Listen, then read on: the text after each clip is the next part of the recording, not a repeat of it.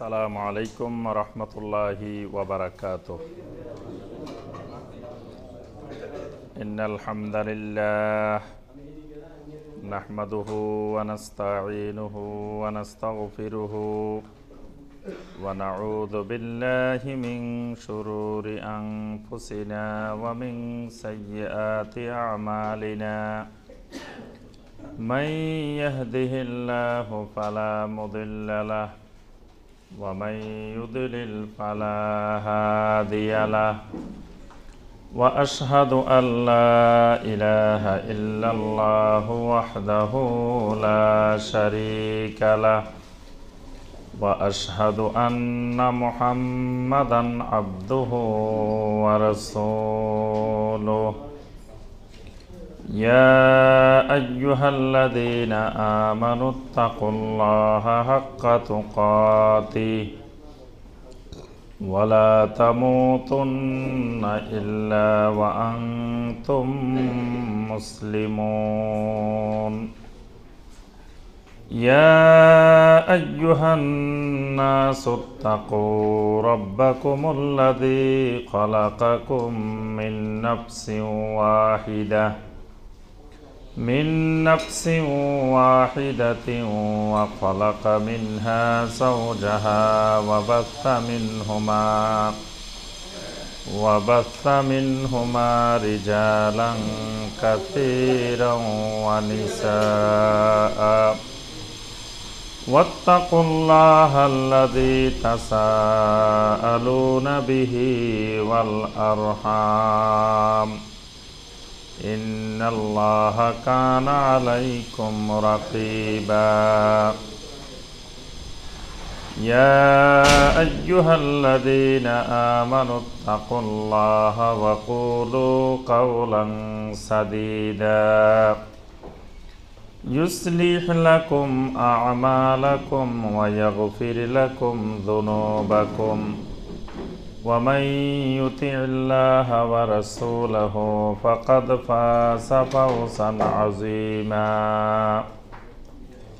أما بعد فإن خير الحديث كتاب الله وخير الهدي هدي محمد صلى الله عليه وسلم وشر الأمور محدثاتها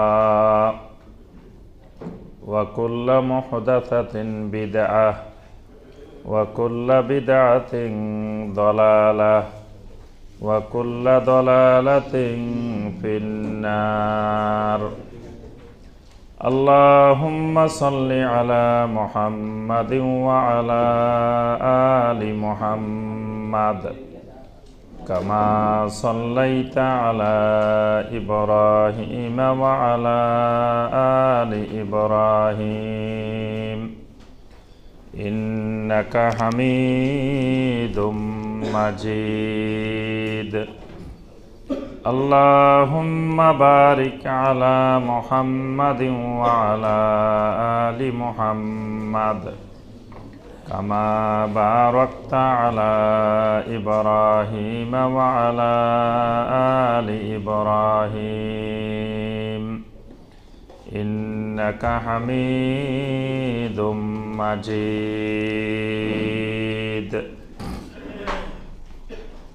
সম্মানিত ওলামায়ে কেরাম, দূরের এবং কাছের সম্মানিত দ্বীনী ভাই এবং বোনেরা, আল্লাহ রব্বুল আলমিনের দরবারে কোটি কোটি শুকরিয়া যে মহান রব্বুল আলমিন আমাদেরকে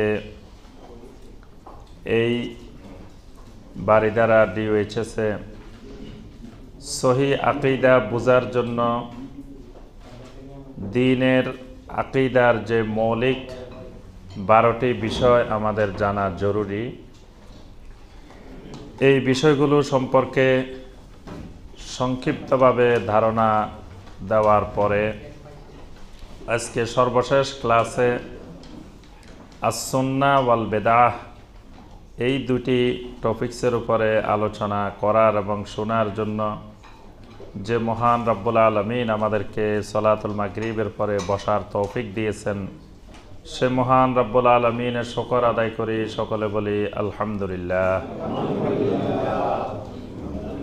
সম্মানিত ভাই ও বোনেরা, আমাদের একজন মুমিন হিসেবে আমাদের সবচেয়ে বড় সম্পদ হলো ঈমান, এবং আমলের থেকে ঈমানের গুরুত্ব অনেক বেশি।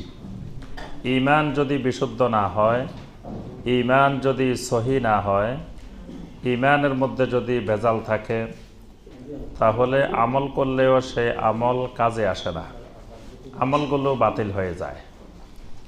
এজন্যই আমাদেরকে আগে ঠিক করা দরকার ঈমান। এবং আমাদের বাংলাদেশে আমাদের সমস্যা মূলত আমলে না, আমাদের মূল সমস্যা ঈমান। আমাদের সমস্যা শিকড়ে, কিন্তু আমরা শিকড় কেটে দিয়ে আমরা গাছের আগায় পানি ঢালি, কিন্তু আসলে আমরা শিকড়টাই মজবুত করা দরকার, শিকড়ে পানি ঢালা দরকার। একজন মুসলিমের গাছের মূল শিকড় হইল তার ঈমান, তার আকীদা।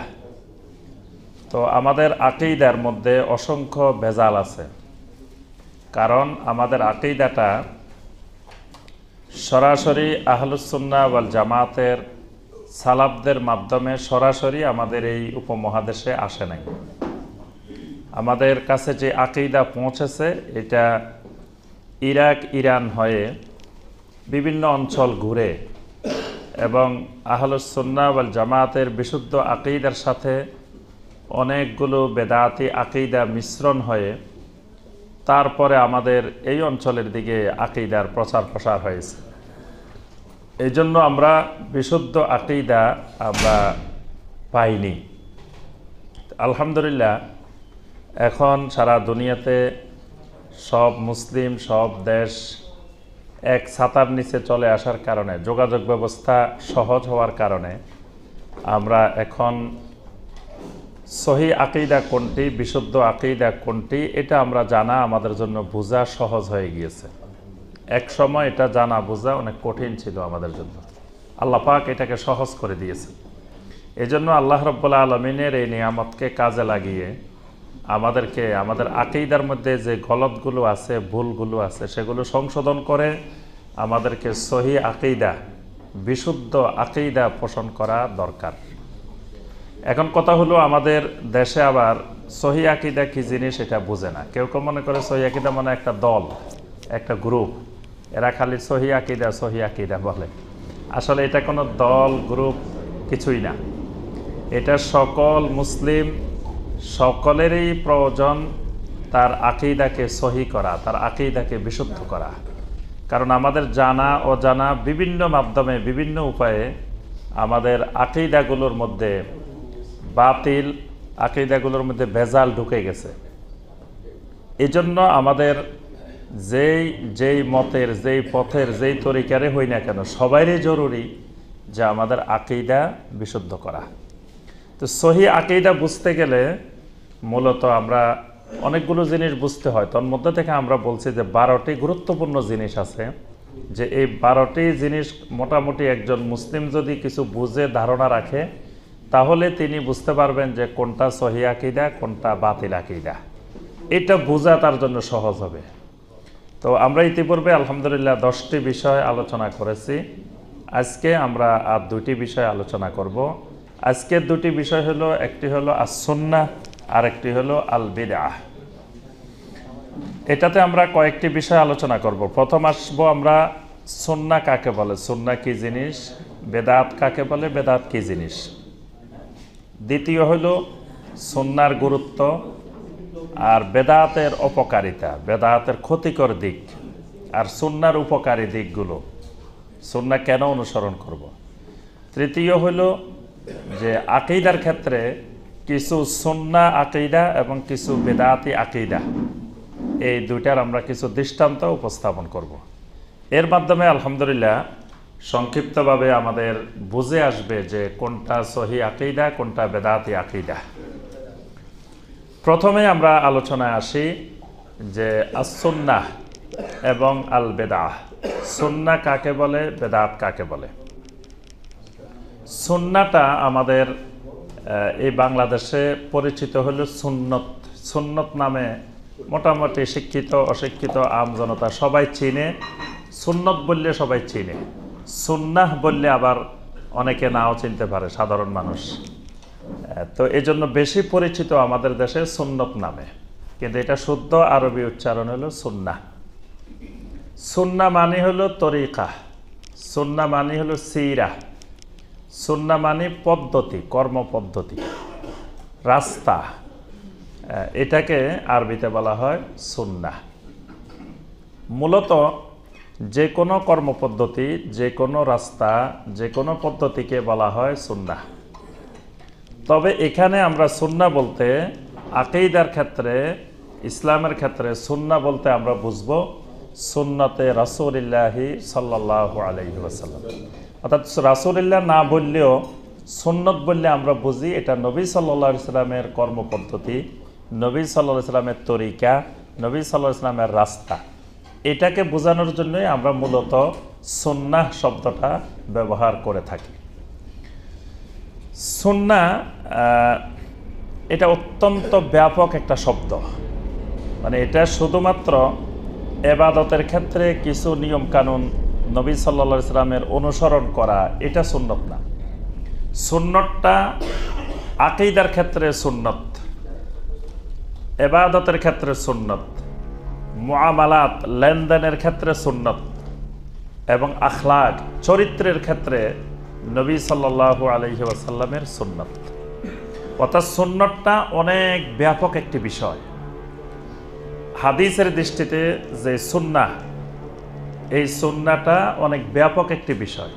অর্থাৎ এটি শুধু ইবাদতের মধ্যে কিছু আমলের মধ্যে সীমাবদ্ধ নয়, এটি আকীদার চিন্তা চেতনা বিশ্বাসের মধ্যে, এটি ইবাদতের মধ্যে, এটি মুআমালাত লেনদেন ব্যবসা বাণিজ্য এগুলোর মধ্যে, এবং আখলাকের মধ্যে চরিত্রের মধ্যে নবী সাল্লাল্লাহু আলাইহি সাল্লামের সুন্নত প্রযোজ্য। এই সুন্নতের সংজ্ঞা দিতে গিয়ে কিছু মুহাদ্দিসিন এবং ফকিহদের মধ্যে সুন্নতের মধ্যে কিছু পার্থক্য আছে। মানে মুহাদ্দিস যারা হাদিসের ক্ষেত্রে গবেষক, হাদিসের পণ্ডিত, মুহাদ্দিসিনদের মতে সুন্নত বললে সব কিছুকে বোঝানো হয়। মুহাদ্দিসিনেরা সুন্নাহর সংজ্ঞা দিচ্ছেন এইভাবে যে আস-সুন্নাহ হিয়া কুল্লু মা সাদারা আন রাসূলিল্লাহি সাল্লাল্লাহু আলাইহি ওয়াসাল্লাম মিন গায়রিল কোরআনিল কারীম। কোরআনে কারীম ছাড়া নবী সাল্লাল্লাহু আলাইহি সাল্লাম থেকে যা কিছু বর্ণিত হয়েছে সবগুলোর নাম সুন্নাহ। এটা মুহাদ্দিসিনদের ভাষায়, মানে কোরআন ছাড়া যতগুলো হাদিস আছে এই সবগুলো হাদিসের নাম হইল সুন্নাহ। এর ভিতরে মিন কাউলিন আও ফি'লিন আও তাকরিরিন, নবী সাল্লাল্লাহু আলাইহি সাল্লামের কথাও সুন্নাহ, কাজও সুন্নাহ, অনুমোদনও সুন্নাহ, আও সিরাতিন, নবী সাল্লাল্লাহু আলাইহি সাল্লামের সিরাত জীবনী বর্ণনা করা হয়েছে এটাও সুন্নাহ, আও খালকিন আও শামাইলিন আও আখবারিন, পূর্বেকার যুগের নবীদের ঘটনা বর্ণনা করা হয়েছে, পূর্বেকার যুগের অনেক ইতিহাস বর্ণনা করা হয়েছে, নবী সাল্লাল্লাহু আলাইহি সাল্লামের শামাইল শারীরিক গঠন বর্ণনা করা হয়েছে, এগুলোও সুন্নাহ। আও সিফাতিন খালকিয়্যা আও খুলুকিয়্যা, নবী সাল্লাল্লাহু আলাইহি সাল্লামের চারিত্রিক যত বর্ণনা এসেছে এই সবগুলাকে একত্রে মুহাদ্দিসিনদের ভাষায় বলা হয় সুন্নাহ। কিন্তু ফকিহদের ক্ষেত্রে সুন্নাহটা একটু ভিন্নতর। ফকিহদের মতে সুন্নাহ হইল যে যেটা ফরজ না ওয়াজিব না এটার নাম সুন্নাহ। মানে ফকিহরা শরীয়তের হুকুম আহকামকে কয়েকটা ভাগে ভাগ করছেন, যে প্রথমে ফরজে আইন, তারপরে ফরজে কিফায়া, তারপরে ওয়াজিব, তারপরে সুন্নতে মুআক্কাদা, তারপরে সুন্নতে জায়েদা, তারপরে মুস্তাহাব, তারপরে মুস্তাহাসান। এইভাবে ফুকাহায়ে কেরাম একটা শ্রেণী বিভাগ করেছেন ইবাদতগুলোর। তো তাদের মতে যেটা ফরজ না ওয়াজিব না এটা হলো সুন্নাহ। এটা হলো ফকিহদের দৃষ্টিতে, ফুকাহায়ে কেরামের দৃষ্টিতে এই সংজ্ঞা। আর আকীদার দৃষ্টিতে সুন্নাহ হলো যেটা বেদাত না, বেদাতের বিপরীত যে আকীদা, অর্থাৎ নবী সাল্লাল্লাহু আলাইহি সাল্লাম এবং সাহাবায়ে কেরামের যে আকীদা, এটার নাম হলো সুন্নাহ। আর এই আকীদার বহির্ভূত যত আকীদা, এগুলোর নাম বিদআহ। আচ্ছা, সুন্নত কি শুধু নবী সাল্লাল্লাহু আলাইহি সাল্লামের মধ্যে সীমাবদ্ধ, নাকি এর ভিতরে অন্যদের কাজও সুন্নতের আওতাভুক্ত? নবী সাল্লাল্লাহু আলাইহি ওয়াসাল্লাম সুন্নতকে সাহাবায়ে কেরামের সাথেও সুন্নত শব্দটা ব্যবহার করেছেন। কারণ সাহাবায়ে কেরাম রাদওয়ানুল্লাহি তাআলা আলাইহিম আজমাইন নবী সাল্লাল্লাহু আলাইহি সাল্লামের সরাসরি স্টুডেন্ট, সরাসরি ছাত্র। তো নবী সাল্লাল্লাহু আলাইহি সাল্লাম কোন কাজটা কিভাবে করেছেন, অথবা করতে বলেছেন, অথবা অনুমোদন দিয়েছেন, এটা সার্বিকভাবে বাস্তবায়ন হয়েছে সাহাবায়ে কেরাম রাদওয়ানুল্লাহি তাআলা আলাইহিম আজমাইনের মাধ্যমে। এই জন্য নবী সাল্লাল্লাহু আলাইহি সাল্লাম বলছেন, আলাইকুম বিসুন্নতি ওয়া সুন্নাতিল খুলাফায়ে রাশিদিন আল মাহদিয়্যিন, যে তোমাদের কাছে আমি রেখে যাচ্ছি আমার সুন্নত এবং আমার খোলাফায়ে রাশেদিন, হেদায়েতপ্রাপ্ত খোলাফায়ে রাশেদিনের সুন্নত। এই জন্য সুন্নতটা মানে সাহাবায়ে কেরামের আমালগুলো সুন্নতের আওতাভুক্ত। কারণ সাহাবায়ে কেরাম নবী সাল্লাল্লাহু আলাইহি সাল্লামের অনুমোদন ছাড়া, নবী সাল্লাল্লাহু আলাইহি সাল্লাম থেকে না দেখে বা নবী সাল্লাল্লাহু আলাইহি সাল্লামের অনুমোদন না পেয়ে, নির্দেশ না পেয়ে কোনো আমল, কোনো ইবাদত করেন নাই। কারণ তাদের আদালতের প্রতি আমরা, তাদের ন্যায়পরায়ণতার প্রতি আমরা বিশ্বাসী। এটা আমাদের আকীদার একটা অংশ, যে সমস্ত সাহাবায়ে কেরাম ছিলেন ন্যায়পরায়ণ। তারা কখনো মিথ্যা বলেন নাই, কোনো মিথ্যা কাজ করেন নাই, তারা সত্যের উপরে প্রতিষ্ঠিত ছিলেন। এজন্য সাহাবায়ে কেরামের আমালগুলো সুন্নতের আওতাভুক্ত। আচ্ছা, এবার আসি আমরা যে নবী সাল্লাল্লাহু আলাইহি সাল্লামের সুন্নাহ এবং সাহাবায়ে কেরাম তাদের আমাল সহ তাহলে কত বছর? নবী সাল্লাল্লাহু আলাইহি সাল্লামের নবুয়ত ছিল 23 বছর, আর খোলাফায়ে রাশেদিনের সময়কাল ছিল 30 বছর। তাহলে 30 + 23, এই 53 বছরে ইসলামের যতগুলো ইবাদত, যতগুলো আকীদা, যতগুলো মুআমালাত, যতগুলো আখলাক ছিল, এগুলাই সুন্নত হিসাবে কিয়ামত পর্যন্ত অভিহিত হবে। এর বাহিরে গেলেই তখন সেটা আর সুন্নতের আওতাভুক্ত হবে না। সেটা হয় জায়েজের আওতাভুক্ত হবে যদি দলিল থাকে, আর দলিল বিহীন হইলে সেটা বেদাতের অন্তর্ভুক্ত হবে। এটা হলো সুন্নত। এবার আমরা আসি বেদাত। বেদাত কাকে বলে? বেদাত কি জিনিস? বেদাত হলো আল বেদাতু তুতলাকু আলা কুল্লি মা উহদিসা ফিদ্দীন মিম্মা লা আসলা লাহু ফিশ শারঈ। বেদাত হলো তুতলাকু আলা কুল্লি মা উহদিসা ফিদ্দীন, দ্বীনের ভিতরে যে জিনিসগুলো নতুন সৃষ্টি হয়, নতুন তৈরি হয়, নতুন বানানো হয়। তাহলে বেদাত হইতে হলে প্রথম শর্ত হলো এটা নতুন। এটা হলো প্রথম বিষয়, এটা নতুন হইতে হবে। কারণ নবী সাল্লাল্লাহু আলাইহি সাল্লাম বলছেন, একদিন ইরবাজ ইবনে সারিয়া রাদিয়াল্লাহু তাআলা আনহু থেকে বর্ণিত প্রসিদ্ধ হাদিস, নবী সাল্লাল্লাহু আলাইহি সাল্লাম একদিন ওয়াজ করলেন। ওয়াজানা রাসূলুল্লাহ সাল্লাল্লাহু আলাইহি ওয়াসাল্লাম মাউইযাতান বালিগাতান। নবী সাল্লাল্লাহু আলাইহি ওয়াসাল্লাম একদিন এমন চমৎকার বালাগাতপূর্ণ ওয়াজ করলেন, দারাপাত মিনহাল উয়ুন ওয়া ওয়াজিলাত মিনহাল কুলুব। নবী সাল্লাল্লাহু আলাইহি ওয়াসাল্লামের এই ওয়াজ শুনে আমাদের চোখ থেকে জর্জর করে পানি পড়তেছিল, আমাদের অন্তরগুলো নরম হয়ে গেল। তখন এক সাহাবী বলে উঠলেন, ইয়া রাসূলুল্লাহ সাল্লাল্লাহু আলাইহি ওয়াসাল্লাম কাআন্নাহা মাউইযাতুম মুআদ্দে, মনে হচ্ছে আজকে যে আপনি আলোচনাটা করলেন, বয়ানটা দিলেন, এটা আপনার জীবনের শেষ ওয়াজ, শেষ বয়ান। ফাআউসিনা ইয়া রাসূলুল্লাহ, হে আল্লাহ রাসূল সাল্লাল্লাহু আলাইহি ওয়াসাল্লাম, আমাদেরকে আপনি কিছু ওসিয়ত করেন। তখন আল্লাহ রাসূল সাল্লাল্লাহু আলাইহি ওয়াসাল্লাম বললেন, উসিকুম বিতাকওয়াল্লাহ, আমি তোমাদেরকে ওসিয়ত করছি আল্লাহর ভয়ের, তাকওয়ার ওসিয়ত করছি। ওয়াসসামঈ ওয়াত্তাআতি ওয়া ইন তাআম্মারা আলাইকুম আবদুন, যদি একজন গোলামও তোমাদের আমির নির্বাচিত হয়, তোমরা ওই আমিরের কথা শুনবে, ওই আমিরের আনুগত্য করবে।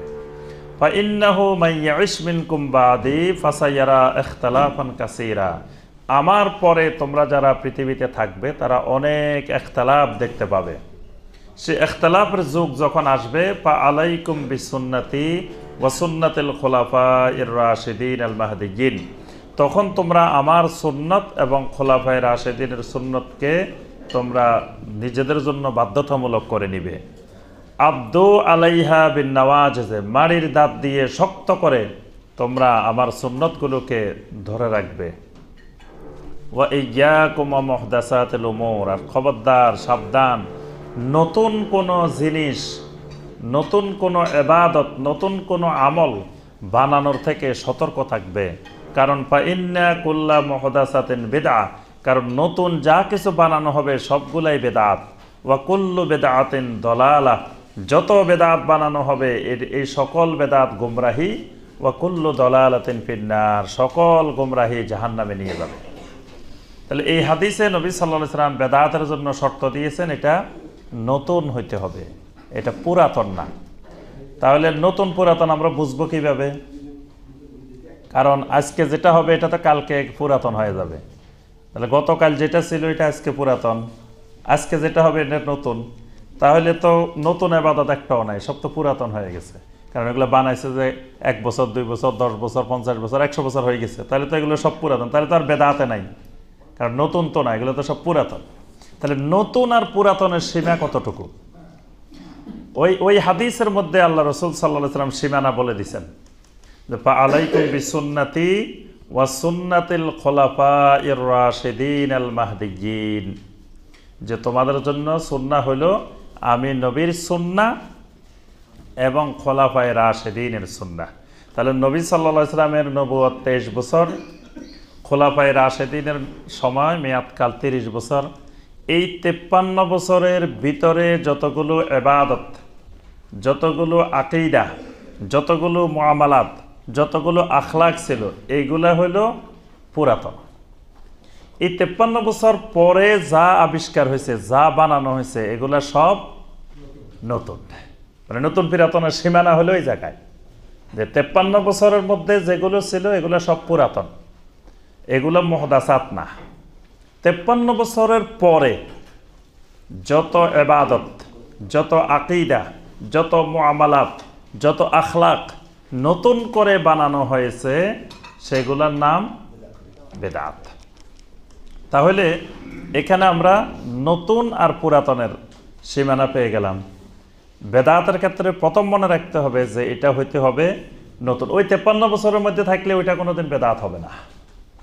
এই জন্য ওই 53 বছরের ভিতরে যতগুলো চালু ছিল, যত আমল, যত ইবাদত, এগুলাকে কিয়ামত পর্যন্ত কেউ বেদাত বলতে পারবে না, এটা পুরাতন। আর এর পরে যেগুলো নতুন নতুন আবিষ্কার হয়েছে সেগুলো বেদাত। বেদাতের ক্ষেত্রে দ্বিতীয় বিষয় হলো ফিদ্দিন, বেদাতটা হবে দ্বীনের ভিতরে, দ্বীনের জন্য না। মানে এই জায়গায় সবচেয়ে বেশি আমাদের দেশে ভুল করে এই জায়গাটায়, সেটা হলো বেদাত হবে ফিদ্দিন, দ্বীনের ভিতরে, দ্বীনের জন্য বেদাত হয় না। মানে যেগুলো দ্বীনের ইবাদতের উপকরণ, এগুলোর সাথে সুন্নত বেদাতের কোনো সম্পর্ক নেই। কিন্তু ইবাদতের ভিতরে, দ্বীনের ভিতরে বাড়ানো কমানো, এটার সাথে সুন্নত আর বেদাতের সম্পর্ক। যেমন নবী সাল্লাল্লাহু আলাইহি সাল্লামের যুগে অনেক কিছুই ছিল না, পরবর্তীতে হয়েছে। নবী সাল্লাল্লাহু আলাইহি সাল্লামের যুগে কোরআনে কারিমের জের, জবর, পেশ, নক্তা এগুলো ছিল না, এগুলো কিন্তু পরবর্তীতে দেওয়া হয়েছে। তারপরে নবী সাল্লাল্লাহু আলাইহি সাল্লামের যুগে বুখারী, মুসলিম, তিরমিজি সকল হাদিসের কিতাব ছিল না, এগুলো কিন্তু পরে 53 বছরের পরে। নবী সাল্লাল্লাহু আলাইহি সাল্লামের যুগে মসজিদগুলো ছিল কাঁচা মসজিদ, এরপরে এগুলো পাকা হয়েছে, ফ্যান আসছে, এসি আসছে, টাইলস আসছে। তাহলে এগুলো তো নবী সাল্লাল্লাহু আলাইহি সাল্লামের যুগে ছিল না। এই যে মাইকে আমরা কথা বলতেছি, এটা নবী সাল্লাল্লাহু আলাইহি সাল্লামের যুগে 53 বছরে ছিল না। তারপরে আমরা বিমানে করে হজে যাই, নবী সাল্লাল্লাহু আলাইহি সাল্লামের যুগে বিমানে করে হজে যাওয়া ছিল না। তারপরে এরকম অসংখ্য জিনিস। নবী সাল্লাল্লাহু আলাইহি সাল্লামের যুগে মাদ্রাসা ছিল না, পরবর্তীতে মাদ্রাসার এই সিস্টেমটা চালু করা হয়েছে। এরকম অনেক কিছু আছে। তাহলে কি এগুলো বেদাত না? কারণ হলো বুঝতে হবে এগুলার সাথে সুন্নত এবং বেদাতের কোনো সম্পর্ক নাই, কারণ এগুলা হলো দ্বীনের জন্য, এগুলা হলো এবাদতের জন্য, এবাদতের উপকরণ, কিন্তু এগুলো এবাদতের ভিতরে না। এজন্য দ্বীনের জন্য, এবাদতের জন্য যা বানানো হবে, যা ব্যবহার করা হবে, এগুলার সাথে কোনো বেদাত আর সুন্নতের সম্পর্ক নাই। দ্বীনের ভিতরে হইলে, যেমন মসজিদ উন্নত হয়েছে, এই জন্য কেউ যদি জুমুয়ার নামাজকে 2 রাকাতের জায়গায় 4 রাকাত পড়ে, তখন ওইটা বেদাত হবে, যে ওইটা বাড়াই ফেলছে। কিন্তু মসজিদ সুন্দর করার জন্য, মসজিদ উন্নত করার জন্য যদি অত্যাধুনিক বিভিন্ন উপকরণ ব্যবহার করে, এটার সাথে বেদাতের কোনো সম্পর্ক নাই। বিমানে করে হজে যায়, একসময় দেখা যাবে আরও উন্নত মানের হবে, আরও উন্নত মানের বাহনে করেও মানুষ ইনশাআল্লাহ কোনো সময় হজে যাবে। কিন্তু তাওয়াফ এখন মানুষ যেভাবে করে, বা নবী সাল্লাল্লাহু আলাইহি ওয়াসাল্লামের যুগে যেভাবে করছে, সেই তাওয়াফের ক্ষেত্রে বাড়ানো কমানোর অধিকার কারো নাই। ওখানে বাড়াইলে কমাইলে ওইটা বেদাত হবে, কিন্তু যে বিমানে গেল না কিসে গেল, এটার সাথে বেদাতের সুন্নতের কোনো সম্পর্ক নাই। এজন্য বেদাতের দ্বিতীয় বিষয় হলো সংজ্ঞার মধ্যে ফিদ্দিন, এটা দ্বীনের ভিতরে হয়, এটা দ্বীনের বাহিরে দ্বীনের জন্য কোনো বেদাত হয় না। মানে এটা বলা যাবে না যে এটা তো 53 বছরে ছিল না, নবী সাল্লাল্লাহু আলাইহি ওয়াসাল্লামের যুগে ছিল না, সাহাবায়ে কেরামের যুগে ছিল না, তাহলে তো এটা বেদাত। এটার সাথে বেদাতের কোনো সম্পর্ক নাই। 3 নম্বর, মিম্মা লা আসলা লাহু ফিশ শারঈ, বেদাতের কোনো দলিল থাকবে না, সংজ্ঞা থাকবে না, মানে এটার কোনো মৌলিক ভিত্তি নেই, এটার কোনো দলিল নেই। যেটার দলিল আছে, সেটা দলিল যদি সহি হয় তাহলে এটা সুন্নত হবে। আর যদি কোনো কারণে দলিলে একটু সন্দেহ থাকে, দঈফ থাকে, বা অন্য কোনো সমস্যা হয়, তবুও এটা জায়েজ হতে পারে, কিন্তু এটা বেদাত হবে না। কিন্তু যেটা বেদাত হবে, এটার কোনো ধরনের দলিলই থাকবে না, বেদাতের কোনো দলিল নেই। এজন্য যখন কোনো ব্যক্তি বলবে যে ভাই এটা বেদাত, তখন তাকে বলা যাবে না যে এটা যে বেদাত কোন হাদিসে পাইছ, কোন কিতাবে পাইছ, দলিল দেখাও। কারণ বেদাতের কোনো দলিল থাকবে না, এটা তো হাদিসেই নেই, কিতাবেই নেই, থাকলে তো আর এটা বেদাতে হইতো না, এটা সুন্নত হয়ে যেত। এই জন্য বেদাতের কোনো দলিল থাকবে না। আরেকটি বিষয় এখানে জানার দরকার, যে নবী সাল্লাল্লাহু আলাইহি ওয়াসাল্লাম যেটা করেছেন সেটা সুন্নত, যেটা করেন নাই ওইটা সুন্নত না, বেদাত এরকমও না বিষয়টা, এটাও আবার বুঝতে হবে। কারণ নবী সাল্লাল্লাহু আলাইহি ওয়াসাল্লাম অনেক কাজ আছে যেটা নবী সাল্লাল্লাহু আলাইহি ওয়াসাল্লাম করেন নাই। যেমন নবী সাল্লাল্লাহু আলাইহি ওয়াসাল্লাম আজান দেন নাই, আজান দিছেন নবী সাল্লাল্লাহু আলাইহি ওয়াসাল্লামের মুয়াজ্জিন, তাহলে তো নবী সাল্লাল্লাহু আলাইহি ওয়াসাল্লাম আজান দেন নাই, তাহলে আজান দেওয়া তো তাহলে সুন্নত হবে না। নবী সাল্লাল্লাহু আলাইহি ওয়াসাল্লাম এরকম অনেক কাজ করেন না, যেমন নবী সাল্লাল্লাহু আলাইহি ওয়াসাল্লাম মুসল্লি হন নাই, তিনি ইমাম ছিলেন, তাহলে তো মুসল্লি হওয়াও বেদাত। যদি এরকম হয় যে নবী সাল্লাল্লাহু আলাইহি ওয়াসাল্লাম করলে সুন্নত, না করলে বেদাত, তাহলে নবী সাল্লাল্লাহু আলাইহি ওয়াসাল্লাম এরকম অনেক কাজ করেন নাই, কিন্তু সাহাবায়ে কেরাম করেছেন। এই জন্য সুন্নত বেদাতের ক্ষেত্রে শর্ত হলো নবী সাল্লাল্লাহু আলাইহি ওয়াসাল্লাম করেছেন, অথবা নির্দেশ দিয়েছেন, অথবা অনুমোদন দিয়েছেন, অথবা নবী সাল্লাল্লাহু আলাইহি ওয়াসাল্লাম এটাকে শরীয়ত হিসাবে আওতাভুক্ত করেছেন, শরীয়ত হিসাবে নির্দেশনা দিয়েছেন। এরকম বিষয় যতগুলো আছে এগুলো সব সুন্নত। এর বাহিরে যেগুলো নবী সাল্লাল্লাহু আলাইহি ওয়াসাল্লাম করেন নাই, অথবা করার নির্দেশ দেন নাই, অথবা করার অনুমোদন দেন নাই, অথবা এই বিষয়ের ব্যাপারে নিষেধাজ্ঞাও নাই, মানে নবী সাল্লাল্লাহু আলাইহি ওয়াসাল্লাম কাজটা এইভাবে করেছেন, কিন্তু এটার বিপরীত করা যাবে না এরকম কথা নবী সাল্লাল্লাহু আলাইহি ওয়াসাল্লাম বলেন নাই। এরকম অসংখ্য জিনিস আছে, তখন বলা যাবে না যে নবী সাল্লাল্লাহু আলাইহি ওয়াসাল্লাম তো এটা নিষেধ করেন নাই, তাহলে আমি করতে পারি। নবী সাল্লাল্লাহু আলাইহি ওয়াসাল্লাম করেছেন কিন্তু নিষেধ করেন নাই, এর ব্যতিক্রমটা ওইটাও বেদাত। যেমন একটা হাদিসে আছে, আব্দুল্লাহ বিন আব্বাস রাদিয়াল্লাহু তাআলা আনহুমা এবং মুআবিয়া রাদিয়াল্লাহু তাআলা আনহু দুইজনে একসাথে হজ করতে গেছেন, আল্লাহর ঘর তাওয়াফ করতেছেন। তাওয়াফ করতে গিয়ে মুআবিয়া রাদিয়াল্লাহু তাআলা আনহু বাইতুল্লাহর 4টি কোণ স্পর্শ করতেছিলেন। তখন আব্দুল্লাহ ইবনে আব্বাস রাদিয়াল্লাহু তাআলা আনহুমা তাকে বাধা দিলেন বললেন যে না, আপনি আল্লাহর ঘরের 4টা কোণ স্পর্শ করতে পারবেন না, কারণ নবী সাল্লাল্লাহু আলাইহি সাল্লাম যেটা রুকনে ইয়ামানি, এটাকে নবী সাল্লাল্লাহু আলাইহি সাল্লাম স্পর্শ করেছেন, এটাকে চুম্বনও দেন নাই, ইশারাও করেন নাই, সরাসরি হাত দিয়ে শুধু স্পর্শ করেছেন। আর হাজরে আসওয়াদকে নবী সাল্লাল্লাহু আলাইহি সাল্লাম চুম্বন করেছেন। এর বাহিরে বাকি যে 2টা কোণ আছে, একটা রুকনে ইরাকি, একটা রুকনে শামি, এই 2টা কোণকে নবী সাল্লাল্লাহু আলাইহি সাল্লাম চুম্বনও দেন নাই, স্পর্শও করেন নাই। তো মুআবিয়া রাদিয়াল্লাহু তাআলা বললেন, আচ্ছা নবী সাল্লাল্লাহু আলাইহি সাল্লাম করেন নাই ঠিক আছে, কিন্তু নবী সাল্লাল্লাহু আলাইহি সাল্লাম কি নিষেধ করেছেন যে এই 2টা কোণ স্পর্শ করা যাবে না? নিষেধ তো নাই, তাহলে আমি করলে অসুবিধা কি? তখন আব্দুল্লাহ বিন আব্বাস রাদিয়াল্লাহু তাআলা আনহু বললেন, সূরা আল আহজাবের 21 নম্বর আয়াতটা তেলাওয়াত করে শুনাইলেন, লাকাদ কানা লাকুম ফি রাসূলিল্লাহি উসওয়াতুন হাসানাহ, আল্লাহ রাসূলের মধ্যেই তোমাদের জন্য রয়েছে উসওয়ায়ে হাসানা। অর্থাৎ আল্লাহ রাসূল সাল্লাল্লাহু আলাইহি ওয়াসাল্লাম যতটুকু করেছেন এতটুকুর মধ্যে সীমাবদ্ধ থাকাটাই উসওয়ায়ে হাসানা, এতটুকুই সুন্নাত। ওই 2 কোণ স্পর্শ করেন নাই, সুতরাং ওইটা স্পর্শ না করাটাই সুন্নাত, স্পর্শ করাটাই বেদাত। এখানে আব্দুল্লাহ বিন আব্বাস রাদিয়াল্লাহু তাআলা আনহুমা স্পষ্ট করে দিলেন যে কোনটা সুন্নাত কোনটা বেদাত। অর্থাৎ নবী সাল্লাল্লাহু আলাইহি ওয়াসাল্লাম এইভাবে ইবাদতটা করেছেন, কিন্তু এর ব্যতিক্রম কিছু বলেন নাই যে খবরদার এর ব্যতিক্রম, এটাই এমনি করিও না, এইভাবে করিও না, এগুলো বলেন নাই। কিন্তু ব্যতিক্রম করলেই এটা নবী সাল্লাল্লাহু আলাইহি ওয়াসাল্লামের নিষেধাজ্ঞা থাকা জরুরি না, নিষেধাজ্ঞা ছাড়াও এটা বেদাতে রূপান্তর হবে নবী সাল্লাল্লাহু আলাইহি ওয়াসাল্লামের পদ্ধতি শরিয়ার অনুমোদনের বাহিরে গেলেই। তাহলে আমরা বুঝতে পারলাম যে প্রাথমিকভাবে যে কোনটা সুন্নত আর কোনটা বেদাত, সুন্নতের সংজ্ঞা এবং বেদাতের সংজ্ঞা। এবার আসি আমরা সুন্নতের গুরুত্ব এবং বেদাতের অপকারিতা। সুন্নত খুবই গুরুত্বপূর্ণ একটি বিষয়, কারণ আল্লাহ রাব্বুল আলামিন মানুষকে সৃষ্টি করেছেন একমাত্র আল্লাহ রাব্বুল আলামিনের ইবাদতের জন্য। আর ইবাদত কবুলের শর্ত হলো 2টি এমন গুরুত্বপূর্ণ শর্ত আছে, এই 2টি শর্তের একটি শর্ত যদি অনুপস্থিত থাকে কোনো ইবাদত আল্লাহর কাছে কবুল হয় না।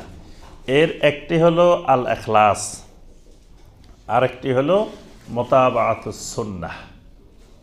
যদি আমলটি ইবাদতটি ইখলাসের সাথে না হয় এবং নবী সাল্লাল্লাহু আলাইহি ওয়াসাল্লামের সুন্নত অনুযায়ী না হয়, সুন্নতের অনুকরণে ইবাদতটা না হয়, তাহলে এই ইবাদত আল্লাহ রাব্বুল আলামিন কবুল করেন না। তাহলে কোনো ইবাদতে কবুল হবে না যদি সুন্নত অনুযায়ী করা না হয়। ইবাদত কবুলের গুরুত্বপূর্ণ শর্ত সুন্নতের ইত্তেবা, সুন্নতের অনুসরণ। আল্লাহ পাক মানুষকে সৃষ্টি করেছেন আহসান আমল করার জন্য, সুন্দর আমল করার জন্য। আল্লাযী খলাকাল মাউতা ওয়াল হায়াতা লিয়াবলুয়াকুম আইয়ুকুম আহসানু আমালা। এখানে আল্লাহ রাব্বুল আলামিন আকসারু আমালা বলেন নাই, যে তোমাদেরকে বেশি বেশি আমল করার জন্য বানাইছি, এই কথা বলেন নাই। আল্লাহ সুবহানাহু ওয়া তাআলা বলছেন তোমাদেরকে সুন্দর আমল করার জন্য বানাইছি। তা আমল সুন্দর হয় কিভাবে? যেই আমলের ভিতরে ইখলাস থাকে, যেই আমলের ভিতরে নবী সাল্লাল্লাহু আলাইহি সাল্লামের সুন্নত থাকবে, সেই আমলটা হবে আহসান আমল, সুন্দর আমল। তাহলে সুন্দর আমল হইতে হলে সুন্নত লাগবে। কোরআনে কারিমে যত জায়গায় আল্লাহ রাব্বুল আলামিন জান্নাতের কথা বলছেন, জান্নাতের জন্য 2টি শর্ত আরোপ করেছেন আল্লাহ রাব্বুল আলামিন। একটা হলো ঈমান, আর একটা হলো আমলে সালেহ। কোরআনে কারিমের প্রথম থেকে শেষ পর্যন্ত আমরা যত জায়গায় তেলাওয়াত করব, আমরা দেখব আল্লাহ রাব্বুল আলামিন বলছেন ইন্নাল্লাযীনা আমানু ওয়া আমিলুস সালিহাত লাহুম জান্নাতুন তাজরি মিন তাহতিহাল আনহার ওয়া বাশশিরিল্লাযীনা আমানু ওয়া আমিলুস সালিহাতি আন্না লাহুম জান্নাত। যে যাদের ঈমান আছে আর আমলে সালেহ আছে তাদেরকে আপনি জান্নাতের সুসংবাদ দিন। তাহলে ঈমানের সাথে আল্লাহ পাক আরেকটি শর্ত আরোপ করেছেন আমিলুস সালিহাত, আমলে সালেহ। শুধু আমল বলেন নাই যে আমল করলে জান্নাত পাওয়া যাবে, এই কথা আল্লাহ পাক বলেন নাই, বলছেন আমলে সালেহ। শর্তটা দিয়েছেন, একটা শব্দ যোগ করছেন যে আমলে সালেহ। তা আমলটা সালেহ হয় কিভাবে? আমলটা সালেহ হয় যখন ওই আমলটার ভিতরে ইখলাস থাকবে এবং ওই আমলটা নবী সাল্লাল্লাহু আলাইহি সাল্লামের সুন্নতের অনুকরণে হবে, তখন এই আমলটা হবে আমলে সালেহ। তাহলে কোনো ব্যক্তি জান্নাতে যেতে হলে আমলে সালেহ লাগবেই। আমলে সালেহ না হলে কোনো ব্যক্তির পক্ষে স্বাভাবিকভাবে জান্নাতে যাওয়া সম্ভবপর হবে না, সুন্নতবিহীন। তাহলে আমলে সালেহ হতে হলে সুন্নত লাগবে। আচ্ছা, আল্লাহ রসুল সাল্লাল্লাহু আলাইহি সাল্লামের সুন্নত অনুসরণ করাকে আল্লাহ রাব্বুল আলামিন সবচেয়ে বেশি মহব্বত করেন, এবং আল্লাহ পাক শর্তই দিয়েছেন যে আল্লাহকে ভালোবাসতে হইলে, আল্লাহর ভালোবাসা পাইতে হইলে নবী সাল্লাল্লাহু আলাইহি সাল্লামের সুন্নতের ইত্তেবা করতে হবে। সূরা আলে ইমরানের 31 নম্বর আয়াত আল্লাহ সুবহানাহু ওয়া তাআলা বলছেন, কুল ইন কুনতুম তুহিব্বুনাল্লাহা ফাত্তাবিউনি। রাসূল, আপনি বলুন, যদি তোমরা আল্লাহকে মহব্বত করো তাহলে আমার ইত্তেবা করো, আমার সুন্নতের অনুসরণ করো। ইউহিব্বুকুমুল্লাহ, সুন্নতের অনুসরণ করলে আল্লাহ রাব্বুল আলামিনও তোমাদেরকে মহব্বত করবেন, ভালোবাসবেন। সুবহানাল্লাহ। ওয়া ইয়াগফির লাকুম যুনুবাকুম, আল্লাহ রাব্বুল আলামিন তোমাদের গুনাহগুলো মাফ করে দিবেন। সুবহানাল্লাহ। তাহলে সুন্নতের ইত্তেবা করলে আল্লাহ রাব্বুল আলামিন তাদেরকে ভালোবাসেন, আল্লাহ রাব্বুল আলামিন তাদের গুনাহগুলো মাফ করে দিবেন। সুবহানাল্লাহ। কোনো ব্যক্তি যদি সুন্নতের ইত্তেবা করে সে মূলত আল্লাহরই হুকুম পালন করে। সুন্নতের ইত্তেবার মধ্যে আল্লাহর সন্তুষ্টি।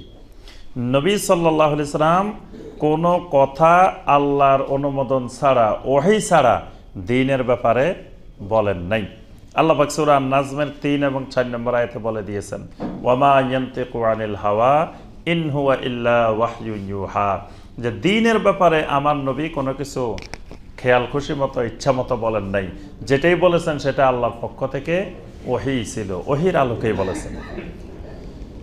আচ্ছা, এরপরে আমরা দেখি বেদাত করলে ক্ষতিকর দিকগুলো, বেদাতের পরিণতি। আল্লাহ রাসূল সাল্লাল্লাহু আলাইহি সাল্লাম বলেন, মান আহদাসা ফি আমরিনা হাযা মা লাইসা মিনহু ফাহুয়া রাদ্দুন। কোনো ব্যক্তি যদি আমাদের এই দ্বীনের মধ্যে যদি এমন কিছু নতুন আবিষ্কার করে, নতুন তৈরি করে, নতুনভাবে করে, মা লাইসা মিনহু, যেটা আমি করি নাই, আমার সাহাবীরা করে নাই, ফাহুয়া রাদ্দুন, এটা প্রত্যাখ্যাত হবে, এটা বাতিল হবে। আরেকটি হাদিসে নবী সাল্লাল্লাহু আলাইহি ওয়াসাল্লাম বলছেন, মান আমিলা আমালান লাইসা আলাইহি আমরুনা ফাহুয়া রাদ্দুন। কোনো ব্যক্তি যদি এমন কোনো আমল করে যে আমলটা লাইসা আলাইহি আমরুনা, এই আমলটা করার ব্যাপারে আমাদের পক্ষ থেকে কোনো নির্দেশনা নাই, এরকম আমল করে, ফাহুয়া রাদ্দুন, সেই আমলটা বাতিল হয়ে যাবে, সেই আমলটা প্রত্যাখ্যাত হয়ে যাবে।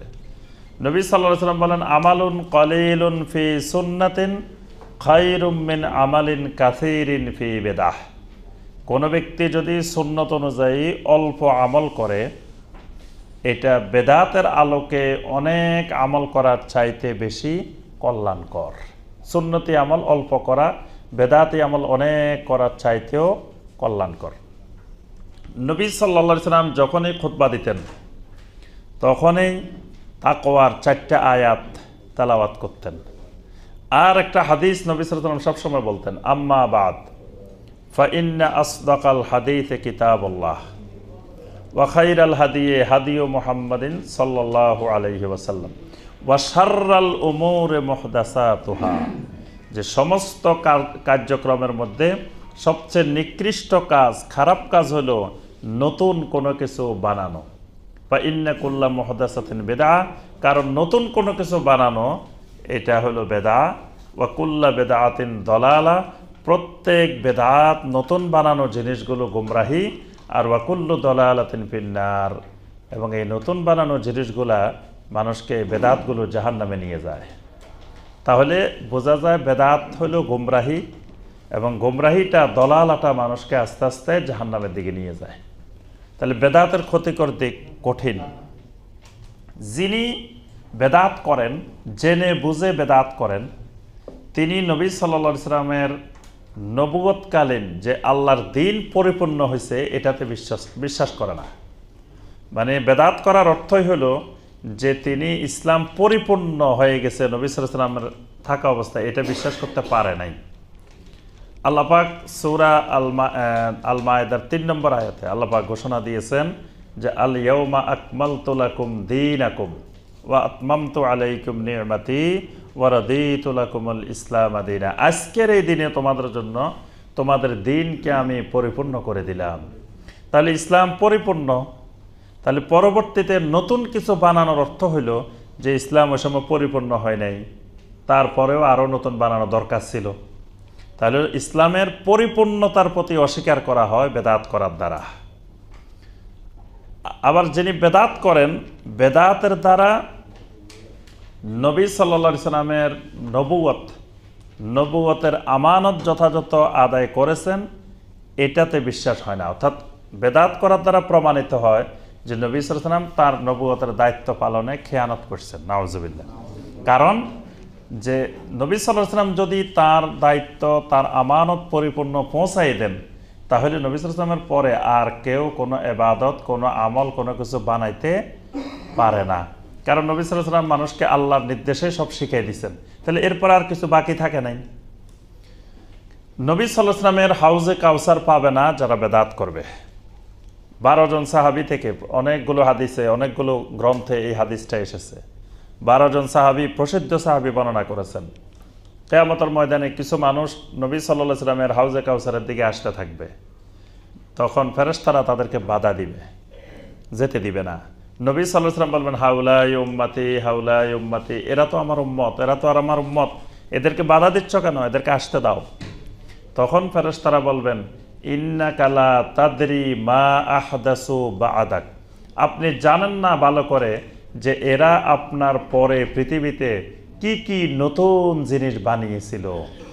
মানে এরা দ্বীনের ভিতরে, ইসলামের ভিতরে অনেক ভালো মনে করে করে নতুন নতুন জিনিস, নতুন নতুন আকীদা, নতুন নতুন ইবাদত, নতুন নতুন আমল এরা তৈরি করেছিল। তখন নবী সাল্লাল্লাহু আলাইহি সাল্লাম বলেন, আমি ঈসা আলাইহিস সালামের মতো তখন বলতে থাকবো যে ওয়া কুনতু আলাইহিম শাহীদাম মা দুমতু ফীহিম ফালাম্মা তাওয়াফাইতানি কুনতা আনতার রাকীবা আলাইহিম ওয়া আনতা আলা কুল্লি শাইইন শাহীদ। আমি বলতে থাকবো যে আমি যতদিন পৃথিবীতে ছিলাম ততদিন আমি তাদের কর্মকাণ্ড দেখেছি, আর আমার যখন মৃত্যু হয়ে গেছে তখন আর কি হয়েছে আমি আর সে ব্যাপারে জানি না। তখন আল্লাহ ছিলেন কুনতা আনতার রাকীবা আলাইহিম, আল্লাহ ছিলেন এটার পর্যবেক্ষক, আল্লাহ দেখছেন, আমি দেখিনি।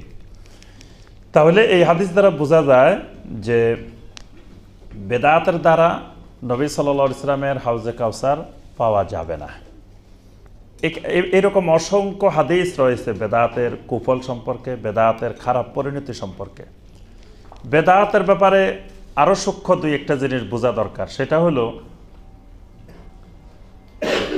একই ইবাদত, একই আমল নবী সাল্লাল্লাহু আলাইহি ওয়াসাল্লাম যেখানে করেছেন সেখানে করা সুন্নত, যেখানে করেন নাই সেখানে না করা সুন্নত।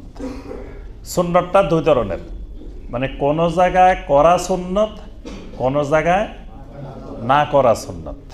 একই আমল দুই জায়গায় দুই রকম হতে পারে। যেমন 5 ওয়াক্ত সালাতের আজান, এই 5 ওয়াক্ত সালাতের আজানটা সুন্নত, কিন্তু ঈদের নামাজে, জানাজার নামাজে আজান দিলে সেটা বেদাত। সেখানে আজান না দেওয়া সুন্নত। কেউ যদি সেখানে আজান দেয়, যদি মনে করে আজান কি খারাপ জিনিস, আজান তো ভালো জিনিস, তাহলে আমরা ঈদের নামাজেও আজান দিই, জানাজায়ও আজান দিই। আজান কিন্তু খারাপ জিনিস না, আজান ভালো জিনিস, কথাগুলো ভালো, ইবাদতটা ভালো, সবে ভালো। এখন কেউ যদি ঈদের নামাজে আজান দেয় তাহলে সেটা সুন্নত হবে না, সেটা হবে বেদাত। তাহলে একই জিনিস, আজান, একই আমল, একই ইবাদত, এক জায়গায় সুন্নত আরেক জায়গায় বেদাত। তাহলে নিজেদের ইচ্ছা মতো একই ভালো জিনিস সব জায়গায় সম্পৃক্ত করা যাবে না। নবী সাল্লাল্লাহু আলাইহি ওয়াসাল্লাম যেখানে করেছেন বা করার অনুমোদন দিয়েছেন, নির্দেশ দিয়েছেন, শরীয়ত হিসাবে নির্ধারণ করেছেন, সেখানে করা সুন্নত, যেখানে করেন নাই সেখানে না করা সুন্নত। নবী সাল্লাল্লাহু আলাইহি ওয়াসাল্লামের সুন্নতের ইত্তেবা করতে হলে 6টা জিনিসের ইত্তেবা করতে হয়। মানে প্রত্যেকটা ইবাদতের ক্ষেত্রে খেয়াল রাখতে হবে যে 6টা দিক থেকে নবী সাল্লাল্লাহু আলাইহি ওয়াসাল্লামের সুন্নতের ইত্তেবা করতে হয়। 1 নম্বর দিক হলো সবব, সববের দিক থেকে ইত্তেবা করতে হয়। সবব মানে কারণ, কারণের দিক থেকে ইত্তেবা করতে হয়। যেমন কেউ যদি বলে যে ভাই জোহরের নামাজ ফরজ নামাজ 4 রাকাত, আসরের 4 রাকাত, এশার 4 রাকাত, ফজর 2 রাকাত কেন, মাগরিব 3 রাকাত কেন? এগুলো তো 4 রাকাত করে হতে পারতো না, এখন এগুলো 3 রাকাত কেন, কারণ কি? বা ফজর 2 রাকাত কারণ কি? আবার রাকাত কোনো সময় বেশি কোনো সময় কম, এরকম আছে না? 5 ওয়াক্ত সালাত কিন্তু সমান না, কোনোটাতে বেশি কোনোটাতে কম। তাহলে এটার কারণ কি? তাহলে এটার কারণ কি করলে তখন জবাব কি হবে? যে কেউ যদি জিজ্ঞাসা করে যে এটার কারণ কি, যে কোনো ওয়াক্তে বেশি কোনো ওয়াক্তে কম, এরকম কেন? 5 ওয়াক্ত সমান সমান হবে, এটাই তো স্বাভাবিক নিয়ম, এত কম বেশি হবে কেন? কারণ হলো নবী সাল্লাল্লাহু আলাইহি ওয়াসাল্লাম আমাদেরকে যেভাবে দেখাই দিছেন, যেভাবে নির্দেশ দিছেন, এটাই কারণ। এর বাহিরে এখানে বাড়ানো কমানোর আর কোনো কারণ একটাই, যে নবী সাল্লাল্লাহু আলাইহি ওয়াসাল্লাম করছেন এইভাবে, নবী সাল্লাল্লাহু আলাইহি ওয়াসাল্লাম এভাবে দেখাচ্ছেন, এটাই কারণ। এজন্য প্রত্যেকটা ইবাদতে কারণে কারণে মিল থাকতে হবে, কারণের বাইরে গেলে সেটা বেদাত হবে। যতক্ষণ কারণ নবী সাল্লাল্লাহু আলাইহি ওয়াসাল্লামকে কারণ হিসাবে ধরা হবে ততক্ষণ এটা সুন্নত থাকবে। এখন কেউ যদি মনে করে না ঠিক আছে নবী সাল্লাল্লাহু আলাইহি ওয়াসাল্লাম 5 ওয়াক্ত সালাতের নিয়ম করছেন, ফরজ করছেন, আসলে এটা ঠিক হয় নাই, আরো বেশি দরকার। কোন ব্যক্তি 6 ওয়াক্ত নামাজ বানায় নিল, যে ফরজ নামাজ 5 ওয়াক্ত করছে, এটা বেজোর হয়ে গেছে, 6 ওয়াক্ত করে নি, আরেক তো বাড়ায়নি, নামাজ তো খারাপ কিছু না, আমি ডেলি আরেক ওয়াক্ত নিজে নিজে ফরজ করে নিলাম। তাহলে এই যে বাড়াইলাম, বাড়ানোর কারণ কি? আমি 1 ওয়াক্ত বাড়াইলাম, এটার কারণ কি? না, এটা বাড়ানোর কারণ হলো আমি নিজে বাড়ানোটাকে প্রয়োজন মনে করতেছি, দরকার মনে করতেছি, এটা আমার কারণে বাড়াইছি। নবী সাল্লাল্লাহু আলাইহি সাল্লাম ছাড়া আর কারো কারণে যদি কোনো ইবাদত বাড়ে সেটা বেদাত হয়। নবী সাল্লাল্লাহু আলাইহি সাল্লামের কারণে যদি হয় সেটা হয় সুন্নাত। এখানে খেয়াল রাখবেন, কারণে কারণে মিল থাকতে হবে, সবব, এটা হলো সবব। 2 নম্বর জিন্স, জিন্সে মিল থাকতে হবে। জিন্স মানে প্রকরণ, মানে একই জাতীয়, একই ধরনের। যেমন আল্লাহ পাক বলছেন কোরবানির ক্ষেত্রে বাহিমাতুল আনআম, যে কোরবানি করতে হবে যেগুলো গৃহপালিত চতুষ্পদ জন্তু, বাহিমাতুল আনআম। তাহলে ওট, তারপরে বাকার, গানাম, নবী সাল্লাল্লাহু আলাইহি ওয়াসাল্লাম 3টা প্রাণীকে কোরবানির জন্য নির্দিষ্ট করেছেন। একটা হলো ইবিল, একটা হলো গানাম, একটা হলো বাকার। ইবিল মানে ওট, বাকার মানে গরু মহিষ, মহিষটা বাকারের অন্তর্ভুক্ত, এটা গরুরই একটা প্রকার, মহিষটা, এটা আলাদা কিছু না। তারপরে ছাগল, ছাগলের মধ্যে বেড়া দুম্বা যা আছে এগুলো সব গানাম, এক জাতীয়। আচ্ছা, এগুলো চতুষ্পদ জন্তু এবং গৃহপালিত। গরুও কিন্তু মানুষ পালে, গৃহপালিত চতুষ্পদ জন্তু। এখন আমরা যদি বলি যে ঘোড়া দিয়ে কোরবানি করব, এবং ঘোড়া কিন্তু অনেক ফকিদের মতে হালাল, অনেকের মতে ঘোড়া হালালও আছে, কারো কারো মতে ঘোড়া হারাম, কারো কারো মতে হালালও আছে। এখন যারা ধরেন হালাল মনে করে, তারা মনে করলো যে ঘোড়া দিয়ে কোরবানি দিয়ে দেওয়া যাবে, কেন যাবে না? একই জিন্সের গরু, যেই জিন্সের গরু একই জিন্সের, কিন্তু নবী সাল্লাল্লাহু আলাইহি ওয়াসাল্লাম যেই জিন্সের কোরবানির অনুমোদন দিয়েছেন সেগুলো সুন্নত, একই জিন্সের হইলেও যেগুলোর অনুমোদন দেন নাই সেগুলো বেদাত, সেগুলো সুন্নতের বাহিরে। তাহলে মানে জিন্সের দিক থেকে মিল থাকতে হবে। 3 নম্বর, কদরের দিক থেকে মিল থাকতে হবে। কদর, কদর মানে পরিমাণ, পরিমাণে মিল থাকতে হবে। পরিমাণের দিক থেকে যদি মিল না হয় তাহলে সেটা সুন্নত হবে না। পরিমাণ কেমন?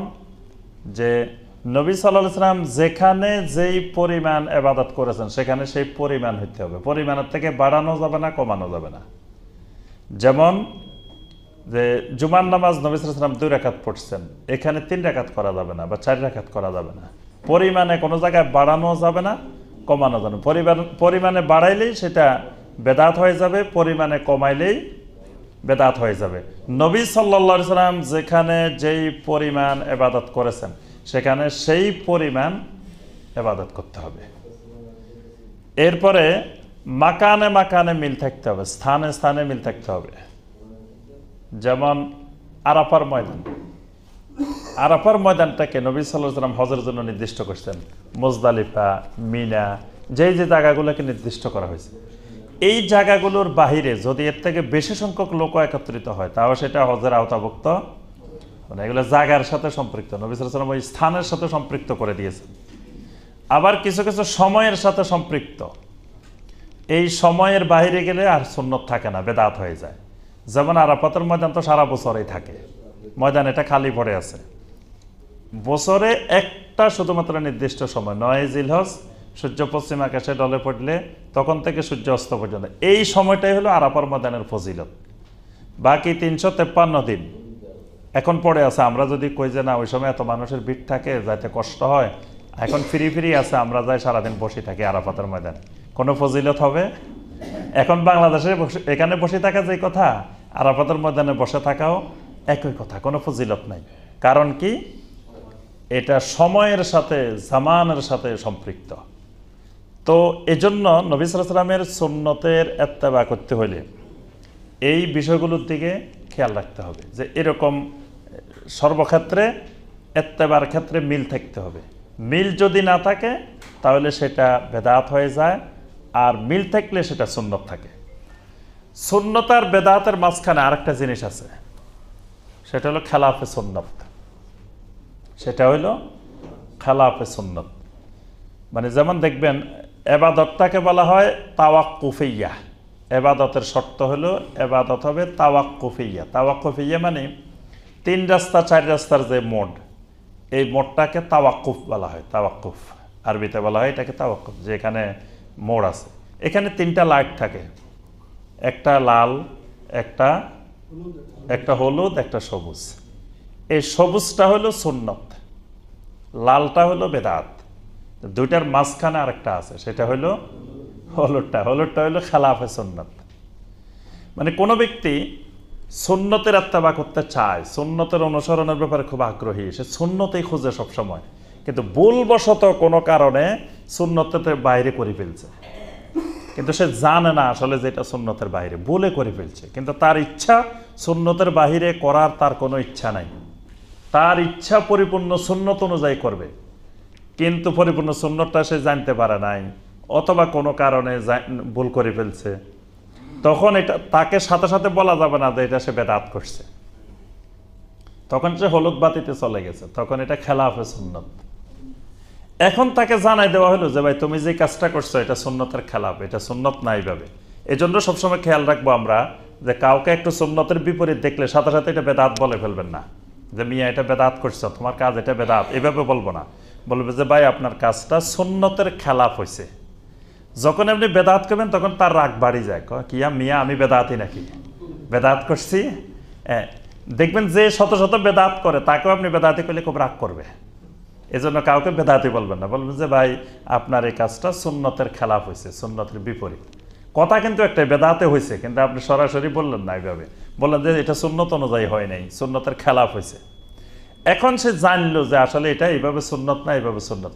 তারপরেও যদি সে বলে যে না আমি যেভাবে করছি, আমার বাপদাদারা যেমনি করছে, সবাই যেমনি করছে, আমি এইভাবে করব, তখন এটা আর খেলাফে সুন্নত না, এটা বেদাত হয়ে গেছে। কারণ সে সুন্নতের বিপরীত, সুন্নতের বাহিরে এটার উপরে সে ইস্তেকামত থাকবে, তখন এটা আর খেলাফে সুন্নত নাই, এটা হয়ে গেছে বেদাত। তাহলে আমরা বুঝলাম যে সুন্নত আর বেদাতে, সুন্নতের ফায়দা, সুন্নতের উপকারিতা এবং বেদাতের অপকারিতা। এবার আসি আমরা কয়েকটা উদাহরণ দিয়ে আমরা শেষ করবো আলোচনা, এরপর আমরা প্রশ্নোত্তরে যাবো ইনশাল্লাহ। তো সুন্নতের বেদাতের কয়েকটা আমরা উদাহরণ দিই। প্রথমে বলছি যে সুন্নত আর বেদাত এটা শুধুমাত্র ইবাদতের মধ্যে সীমাবদ্ধ না, এটা আকীদার মধ্যে সুন্নত আর বেদাত আছে, তারপরে ইবাদতের মধ্যে সুন্নত আর বেদাত আছে, তারপরে মুআমালাতের মধ্যে, লেনদেনের মধ্যে সুন্নত আর বেদাত আছে, তারপর আখলাকের মধ্যে, চরিত্রের মধ্যে, নৈতিকতার মধ্যে সুন্নত আর বেদাত আছে। তাহলে প্রথমে আসি আমরা আকীদার ক্ষেত্রে সুন্নত আর বেদাত। আমরা যে আকীদায় বিশ্বাস করি, আমরা সেই আকীদার নাম কি? আহলুস সুন্নাহ ওয়াল জামাহ। এটার যদি বিপরীতটা করেন কি হবে? আহলুস সুন্নাহ ওয়াল জামাতের বিপরীত আহলুল বেদাআ ওয়াল ফিরকা। আহলুল বেদাআ ওয়াল ফিরকা, আর এটার বিপরীতটা আহলুস সুন্নাহ ওয়াল জামা। তাহলে এখানে দেখেন, এই যে আহলুস সুন্নাহ হলো সুন্নাহপন্থী যারা, সুন্নাহর অনুসারী যারা, এখানে আকীদাকে বোঝানোর জন্য সুন্নাহ ব্যবহার করা হয়েছে। এখানে সুন্নাহ মানে আকীদা। ইমাম আহমদ বিন হাম্বল রহমতুল্লাহ আলাইহির ছেলে, তার নাম হলো ইমাম আব্দুল্লাহ বিন আহমদ বিন হাম্বল রাহিমাহুল্লাহ। তিনিও বাপের মতো অনেক বড় মুহাদ্দিস, বড় ফকি, বড় মুস্তাহিদ আলেম ছিলেন। ইমাম আহমদ বিন হাম্বল রহমতুল্লাহ আলাইহির ছেলে, অনেক বিশাল বিশাল কিতাব তিনি লিখে গেছেন। তন্মধ্যে তার একটা কিতাব আছে কিতাবুস সুন্নাহ, একটা কিতাবের নাম হলো কিতাবুস সুন্নাহ। সুন্নাহ, এই সুন্নাহ মানে আকীদা, কিতাবটা আকীদার কিতাব, কিন্তু নাম রাখা হয়েছে সুন্নাহ।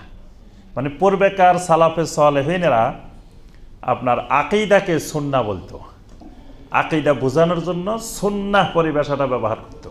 এজন্য তারা সবসময় দাবি করতে যে আহলুস সুন্নাহ।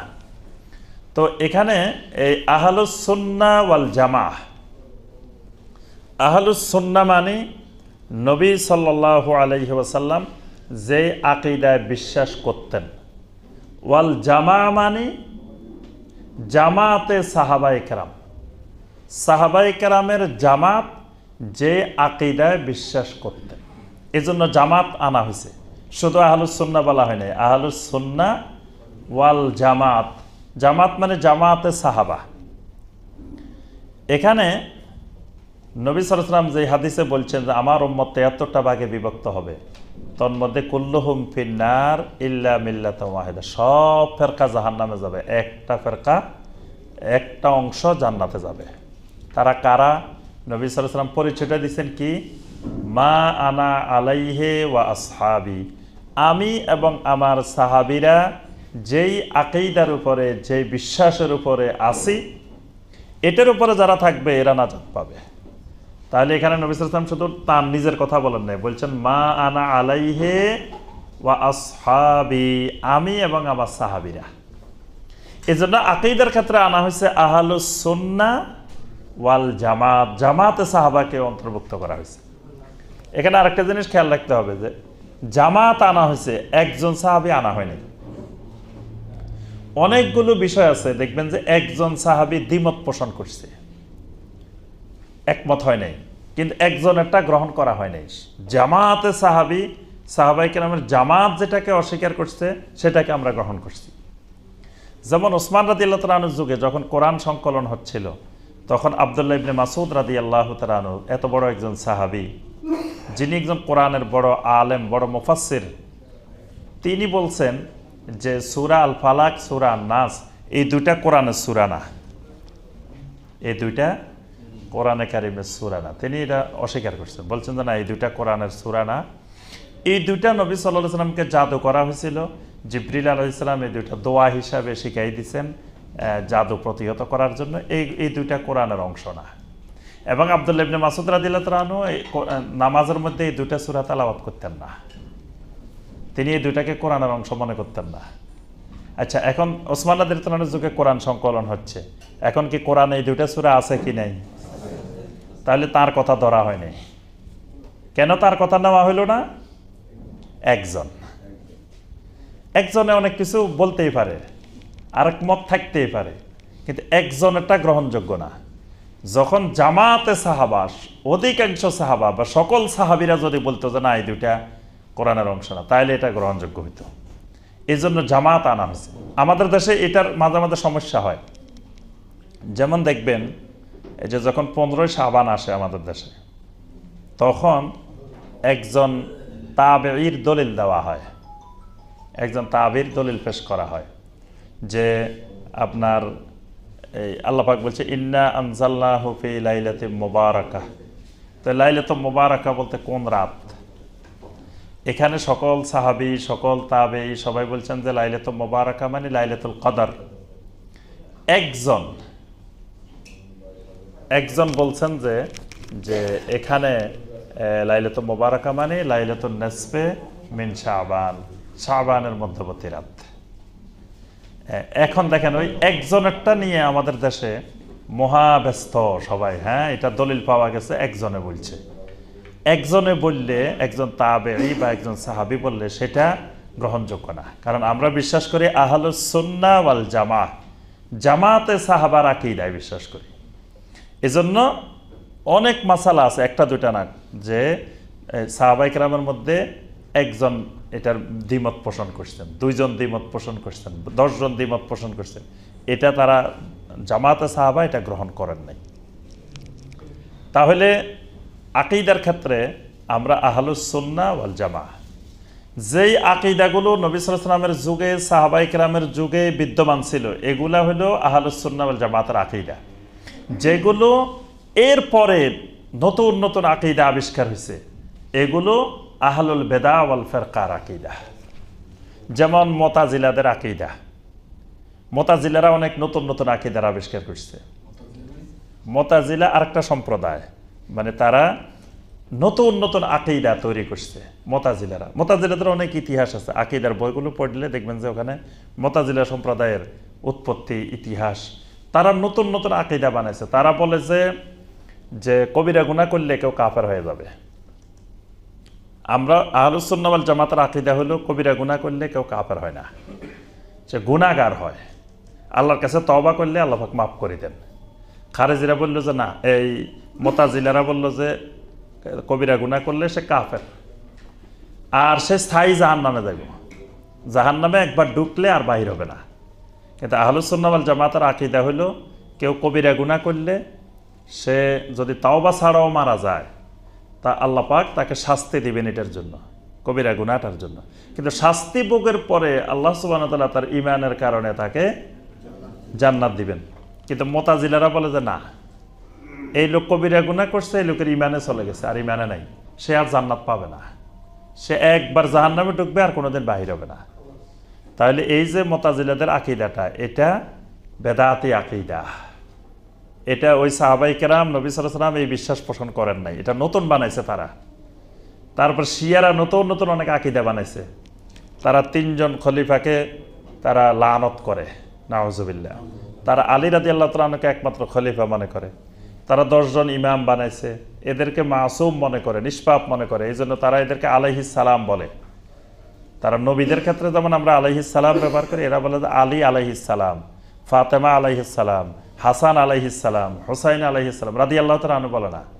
তারপরে এরা আলী রাদিয়াল্লাহু তাআলা আনহুকে বলে কাররামাল্লাহু ওয়াজহা, কিন্তু আর বাকি অন্যান্য সাহাবীদেরকে কাররামাল্লাহু ওয়াজহা বলে না।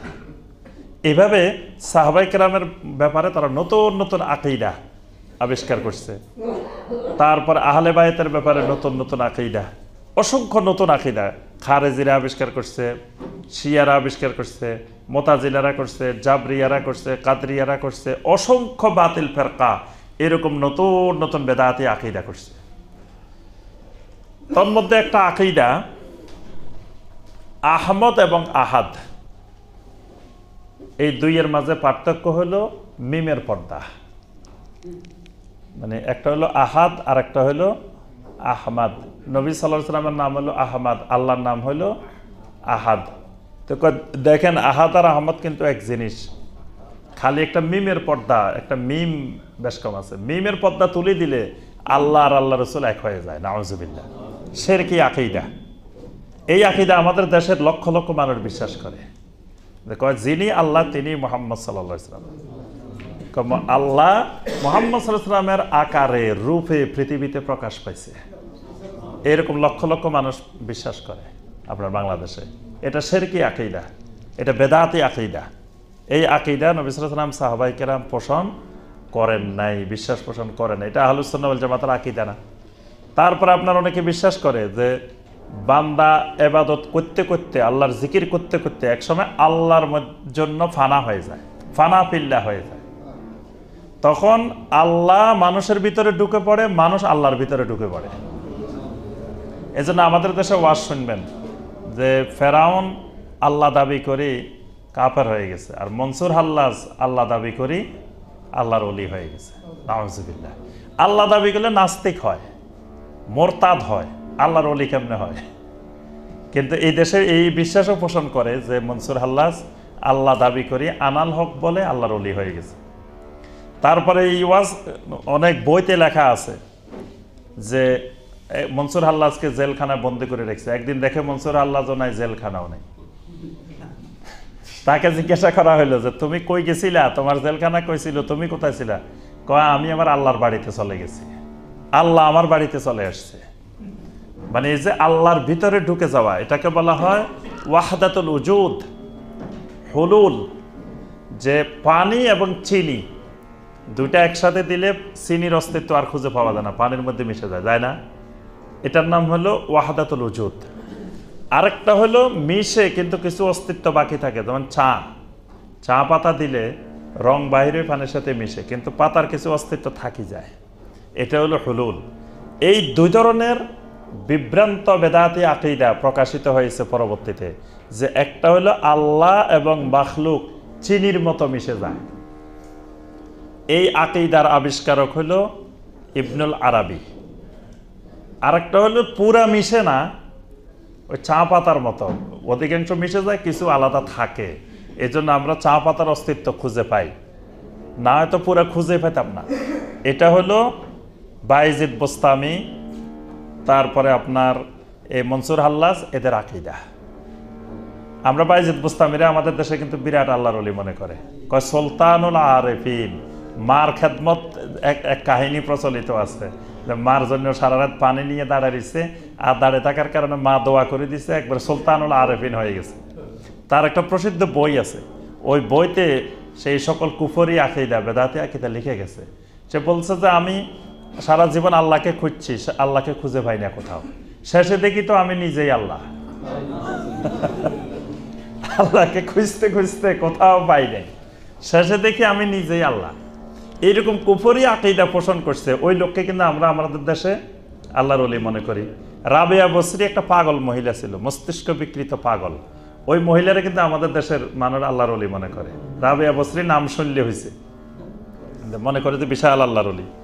তাহলে আমরা যে কথাটা বলতেছিলাম যে আকীদার বেদাত, আকীদার ক্ষেত্রে নতুন নতুন যে সকল বিশ্বাস, তারপরে আপনার নবী সাল্লাল্লাহু আলাইহি ওয়াসাল্লাম কেন্দ্রিক অসংখ্য আকীদার শিরক, আকীদার বেদাত চালু হয়েছে। আপনার নবী সাল্লাল্লাহু আলাইহি ওয়াসাল্লামের মৃত্যুর পর থেকে 500-600 হিজরি পর্যন্ত যত আকীদার কিতাব লেখা হয়েছে, কোনো আকীদার কিতাবে এই আলোচনা খুঁজলে আপনি পাবেন না যে নবী সাল্লাল্লাহু আলাইহি ওয়াসাল্লাম কিসের তৈরি। এটা নবী সাল্লাল্লাহু আলাইহি ওয়াসাল্লামের মৃত্যুর পর থেকে ধরেন 500-600 হিজরি পর্যন্ত, এর মাঝখানে যত আকীদার কিতাব আছে, একটা কিতাবও আপনি খুঁজে পাবেন না যে নবী সাল্লাল্লাহু আলাইহি ওয়াসাল্লাম কিসের তৈরি, এটার কোনো আলোচনাই নেই। ইমাম আবু হানিফা রাহমাতুল্লাহ আলাইহি আকীদার কিতাব লিখছেন আল ফিকহুল আকবার, এটা এখনো পৃথিবীতে আছে, বাংলা অনুবাদও হয়েছে। এই বইতে খুঁজে দেখেন নবী সাল্লাল্লাহু আলাইহি ওয়াসাল্লাম কিসের তৈরি, এটার আলোচনা নাই। কারণ কি? কারণ হলো নবী সাল্লাল্লাহু আলাইহি ওয়াসাল্লাম কিসের তৈরি এটা তো কোনো আকীদার বিষয় না। আর আল্লাহ পাক নবী সাল্লাল্লাহু আলাইহি ওয়াসাল্লামকে পরিচয় করাই দিয়েছেন তিনি বাশার, তিনি মানুষ। আল্লাহ পাক মানুষের মধ্য থেকে নবী পাঠাইছেন। বারবার আল্লাহ বলছেন যে তিনি ফেরেশতাও না, তিনি জিনও না, তিনি মানুষ। তো মানুষ কিসের তৈরি এটা তো সবাই জানে, এখানে তো প্রশ্নই আসার কথা না। এই জন্য একটা জাল হাদিসও খুঁজে পাওয়া যাবে না যে কোনোদিন একজন সাহাবী যাই জিজ্ঞাসা করছে যে ইয়া রাসূলুল্লাহ সাল্লাল্লাহু আলাইহি ওয়াসাল্লাম আপনাকে আল্লাহ কি দিয়ে বানাইছে। একজন সাহাবী জীবনে কোনোদিন নবী সাল্লাল্লাহু আলাইহি ওয়াসাল্লামকে জিজ্ঞাসা করেন নাই যে ইয়া রাসূলুল্লাহ সাল্লাল্লাহু আলাইহি ওয়াসাল্লাম আপনাকে আল্লাহ কি দিয়ে বানাইছেন, বা আলাদা বৈশিষ্ট্য কিছু দেখলে তো সাহাবায়ে কেরাম জিজ্ঞাসা করতেন না আমাদের শরীরটা এরকম রক্ত বাহির হয়, আপনার শরীর কাটলে দেখে নূর বাহির হয়। তাহলে সাহাবায়ে কেরাম প্রশ্ন করতেন না যে আপনি কিসের তৈরি। উহুদের যুদ্ধে নবী সাল্লাল্লাহু আলাইহি ওয়াসাল্লামের কি বাহির হয়েছে, রক্ত বাহির হয়েছে, নূর বাহির হয় নাই। সাহাবায়ে কেরাম যদি দেখতেন যে নূর বাহির হইতেছে, শরীর কাটছে, তাহলে তো জিজ্ঞাসা করতেন যে ইয়া রাসূলুল্লাহ সাল্লাল্লাহু আলাইহি ওয়াসাল্লাম আপনাকে আল্লাহ কি দিয়ে বানাইছেন। অর্থাৎ সাহাবায়ে কেরাম জীবনে কোনোদিন জিজ্ঞাসা করেন নাই, তাবেঈনে কেরাম এটা কখনো চিন্তাও করেন নাই, এবং যারা জাল হাদিস বানাইছে তারাও কোনোদিন চিন্তা করতে পারে নাই যে একসময় মুসলিমেরা বিশ্বাস করবে যে নবী সাল্লাল্লাহু আলাইহি ওয়াসাল্লাম নূরের তৈরি। তাহলে তারা কিছু জাল হাদিস বানাই দিত। তারা কিন্তু অনেক গবেষণা করে করে জাল হাদিস বানাইছে যে মুসলিমেরা 100 বছর পরে কি কি বিষয় চিন্তা করতে পারে, 200 বছর পরে কি করতে পারে, 300 বছর পরে কি করতে পারে, 1000 বছর পরে কি করতে পারে, এইগুলা চিন্তা করে করে জাল হাদিস বানাইছে। তো তারা যদি এটা মাথায় আসতো যে একসময় মুসলিমেরা বিশ্বাস করবে যে নবী সাল্লাল্লাহু আলাইহি ওয়াসাল্লাম নূরের তৈরি, তাহলে তারা এই সংক্রান্ত কিছু জাল হাদিস বানাই দিত, কিন্তু তারাও এটা চিন্তা করতে পারেনি। এখন 500-600 হিজরি চলে যাওয়ার পরে হঠাৎ করে এখন কেউ কেউ আসে বলতেছে আমরাও মাটির তৈরি, নবী সাল্লাল্লাহু আলাইহি ওয়াসাল্লাম মাটির তৈরিতে কেমনে হয়? তাই তো নবী সাল্লাল্লাহু আলাইহি ওয়াসাল্লামের মান সম্মান কমে গেছে, নবী সাল্লাল্লাহু আলাইহি ওয়াসাল্লামের মর্যাদা বাড়াইতে হবে, মান সম্মান বাড়াইতে হবে। তা কেমনে বাড়াইবে? তখন বললো যে নবী সাল্লাল্লাহু আলাইহি ওয়াসাল্লাম না মাটির না, নবী সাল্লাল্লাহু আলাইহি ওয়াসাল্লাম নূরের তৈরি। এই নূরের তৈরি বলে নবী সাল্লাল্লাহু আলাইহি ওয়াসাল্লামের মর্যাদা কিন্তু কমাই দিছে, কারণ নূরের তৈরি, ফেরেশতারা নূরের তৈরি, আমরা মাটির তৈরি। ফেরেশতারা মানুষকে সাজদা করছে, তাহলে ফেরেশতাদের সাথে মানুষের মর্যাদা বেশি, কিন্তু নবী সাল্লাল্লাহু আলাইহি ওয়াসাল্লামকে নিজের মন গড়া ইচ্ছা মতো বাড়াইতে যায়, মর্যাদা আরো কমাই দিছে।